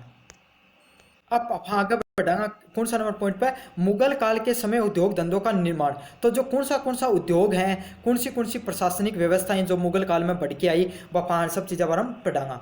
तो देखो, मुगल काल में विभिन्न उद्योग धंधों का विकास हुआ। पहले क्या हो, कुटीर और बड़े उद्योगों दोनों का विकास हुआ। मतलब छोटा उद्योग होगा, कुटीर उद्योग बोले जा, और बड़े उद्योगों का भी विकास हुआ। ज़्यादातर उद्योग व्यक्तिगत प्रयासों के चलते बड़े उद्योग दोनों का विकास हुआ। तो मतलब धीरे धीरे के बड़ा उद्योगों को भी निर्माण होने लगो। ज़्यादा उद्योग व्यक्तिगत प्रयासों के चलते थे। मतलब जो अधिकतर जो जितना भी उद्योगों को निर्माण हुए वो व्यक्ति का खुद का प्रयास का वजह से हुए, तो ना कि राजा का प्रयास से। परंतु कुछ उद्योगों में राज्य की भी दिलचस्पी थी। मतलब कुछ यहाँ का उद्योग भी आया करता जिनमें राजा सहयोग कराया करता। राज के नियंत्रण में अनेक कारखानों स्थापित किए गए। तो राजकीय नियंत्रण में मतलब राजा की देख रेख में बहुत सा कारखाना के स्थापित किया गया। उस समय का सबसे बड़ा उद्योग सूती, रेशमी, ऊनी वस्त्र उद्योग था। तो सबसे बड़ा उस समय का उद्योग कौन सा था? सूती वस्त्र, ऊनी वस्त्र व रेशमी वस्त्र उद्योग था। सूती वस्त्र उद्योग के प्रमुख केंद्र थे पाटन गुजरात, बुरहानपुर, खानदोस, जैनपुर, बनारस, पटना तक। तो ये जो पाटन होगा, बहरनपुर होगा, जैनपुर, बनारस, पटना तक का जो भी है, ये सब क्या था? मुख्य जो मतलब उद्योग का केंद्र था। बिहार, बंगाल और उड़ीसा के अनेक शहर भी मुख्य केंद्र थे। ढाका में विशेष प्रकार का मलमल तैयार किया जाता था। तो ढाका में एक विशेष प्रकार को मलमल एक टाइप का कपड़ा है, वो तैयार करे जाया करता हूँ, जिनकी प्रसिद्धि भारत से बाहर भी थी। और हण उद्योगा की प्रसिद्धि है ना, भारत से बाहर भी थी। बंगाल वस्त्र उद्योग का प्रमुख केंद्र था। बंगाल है वो वस्त्र उद्योगों के प्रमुख केंद्र था। बनियार बंगाल के वस्त्र उद्योग की प्रशंसा करते हुए करता है। जो बनियार नामक लेखक है वो के उद्योग की, जो बंगाल को वस्त्र उद्योग की प्रशंसा करा है। वस्त्रों की रंगाई, छपाई, कसीदा करने में उद्योगों के भी विकास हुआ। तो रंगाई छपाई को जो उद्योग हो वो धीरे धीरे विकसित हुए थे। रेशमी और ऊनी वस्त्र भी तैयार किए जाते थे। तो एक अंदर क्या कि रेशमी और ऊनी वस्त्र को भी धीरे धीरे तैयार किया जाया करता। बंगाल, लाहौर, आगरा, फतेहपुर सीकरी और गुजरात में रेशमी वस्त्र, तो कठे कठे ध्यान रखना था ना, बंगाल, लाहौर, आगरा, फतेहपुर सीकरी और गुजरात में रेशमी वस्त्र। पंजाब, कश्मीर में ऊनी वस्त्र। और पंजाब और कश्मीर में क्या कहा? ऊनी वस्त्र। क्योंकि देखो पंजाब में जो कश्मीर में ऊँट पाई जाए, भेड़ पाई जाए ही, जे कारण के ऊनी वस्त्र निकल उठे। आगरा, मुल्तान में साल, दरी और कालीन। तो जो आगरा और जो मुल्तान में के साल, तो मुल्तान कौन सा है, मुल्तान वाला इलाको जो पाकिस्तान में पड़ा है, मुल्तान वाला इलाको, ठीक है। उठे साल व दरियो बनी जाया करती। जैनपुर, लाहौर और आगरा में तैयार किया जाता था। तो ये जो दरी और कालीन है ये साथ ही साथ कटे कटे और भी करी जाती, जैनपुर और लाहौर में भी करी जाती। सोरा का उद्योग, जिसका प्रयोग बारूद बनाने में किया जाता था। तो जो एक सोरा नामक उद्योग भी है कर, तो जिनको काम किया तो बारूद बनाने को अत्यंत विकसित अवस्था में था। तो बारूद बनाने को जो उद्योग था वो भी धीरे धीरे किया बहुत अधिक विकसित हो। इसका निर्माण के मुख्य केंद्र बिहार तथा प्रायद्वीप भारत था। तो इसको निर्माण कठे हो बिहार तथा प्रायद्वीपीय भारत में हो। चीनी एवं खांड सारी उद्योग का प्रमुख केंद्र बिहार, बंगाल व गुजरात व पंजाब था। तार कुछ नाम याद करना है, बिहार, बंगाल, पंजाब, बिहार, बंगाल, पंजाब और मुल्तान, ये सब याद कर लियो, थोड़ा बहुत जोड़ मोड़ के लिख दियो, ठीक है। अस्त्र शस्त्र एवं नौका जहाज बनाने का उद्योग भी उन्नत अवस्था में था। जो अस्त्र शस्त्र होगा, नौका होगा, जहाज बनाने को जो उद्योग हो, भी उन्नत अवस्था में था। लोहे के अस्त्र पंजाब और गुजरात में अच्छी किस्म की तलवारें सोमनाथ में तैयार की जाती थी। तो लोहा का अस्त्र शस्त्र और पंजाब और गुजरात में अच्छी किस्म की तलवार बनाई जाया करती। इन प्रमुख बड़े उद्योगों के अतिरिक्त लघु उद्योगों के रूप में हाथी दांत का काम, लकड़ी का सामान, धातु एवं मिट्टी की मूर्तियाँ, एक साथ साथ क्या काम होया कर, तो हाथी दांत को काम भी होया कर, तो हाथियाँ की दांत से जो निकासी बनाई जाना वो को काम, लकड़ी को काम, धातु और मिट्टी की मूर्तियाँ, मतलब धातु और मिट्टी की मूर्तियों को निर्माण, कांच, चमड़ा, सुगंधित द्रव्य, जो सुगंधित द्रव्य है सेंट वगैरह उनको निर्माण, पत्थर तराशना, आभूषण को निर्माण करना, हीरा जवरात को काम भी बड़े पैमाने पे होता था। लगभग उद्योग जो थारे याद है ना भाई लिख दियो, वो काम जद भी करता रहा आज भी है। कुशल दस्तकारों और कारीगरों को जो सामान तैयार करते थे उनकी मांग भारत के अतिरिक्त भारत में भी थी। भारत का जो कारीगर काम कराया करता ना उनकी मांग सिर्फ भारत में ही थी, बाहर भी थी। इसके चलते आंतरिक एवं विदेशी व्यापार का विकसित हुआ। तो इससे चलते कि आंतरिक और विदेशी व्यापार को निर्माण हुआ। औद्योगिक विकास के कारण अनेक नगर उद्योग धंधों एवं व्यापार वाणिज्य के प्रमुख केंद्र थे। तो इसका कारण क्या हो, औद्योगिक विकास का कारण अनेक जो नगर ही उद्योग धंधा ही उनको विकास हो, ठीक है। आप पढ़ांगे आप मुगल काल में नगरकालीन, मतलब कौन सा नगरा को स्थापत्य कला व संस्कृति को निर्माण हो, यह सब चीज़ और देखांगे आप। उद्योग धंधों के विकास के साथ साथ नगरों के विकास में भी बहुत महत्वपूर्ण योगदान रहा। तो के योगदान जो दिल्ली, आगरा, फतेहपुर सीकरी, राजपुताना, सिंधी, कश्मीरी, लाहौर, चंदेरी, अजमेर, नागौर, अहमदाबाद जैसे नगरों में मुगल शासकों के विकसित हुए। तो दिल्ली तो ये थाने भी बेरो है, आगरा भी बेरो गो, फतेहपुर सीकरी को भी नाम बेरो गो, राजपुताना भी रट लियो, सिंध और कश्मीर को नाम भी रट लियो, और सिंध वाला इलाको वही पाकिस्तान वाला ऊपर वाला इलाको है, ठीक है। लाहौर भी था याद हो जाएगा, अजमेर और नागौर भी राजस्थान का है, तो ये दो नाम याद हो जाएगा, ठीक है।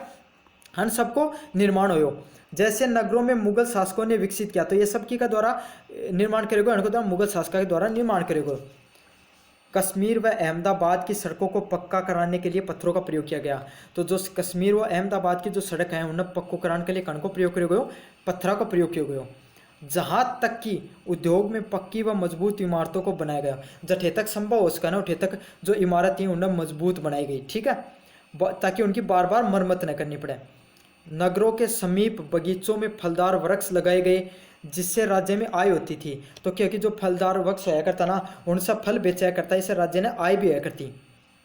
मुगल कालीन नगरों की विस्तृत विवेचना विदेशी यात्रियों ने की थी। मुगल कालीन नगरों में जो चित्रकारी है या जो विवेचना है वह विदेशी यात्रा भी अपनी लेख हम लिखे हैं। टेहरी ने लाहौर के विषय में लिखा था कि लाहौर पंजाब की वह शाखा है जो आबादी और सामग्रियों से भरी हुई है। मतलब भाई टेरी नाम को कोई लेखक को इतिहासकारों जो के लिखे कि पंजाब लाहौर है ना वो पंजाब की बस शाखा है जो ना सिर्फ आबादी रहे बट सामग्रियों से भी भरी हुई है। ये भारत के लिए सबसे बड़ा व्यापारिक नगर है।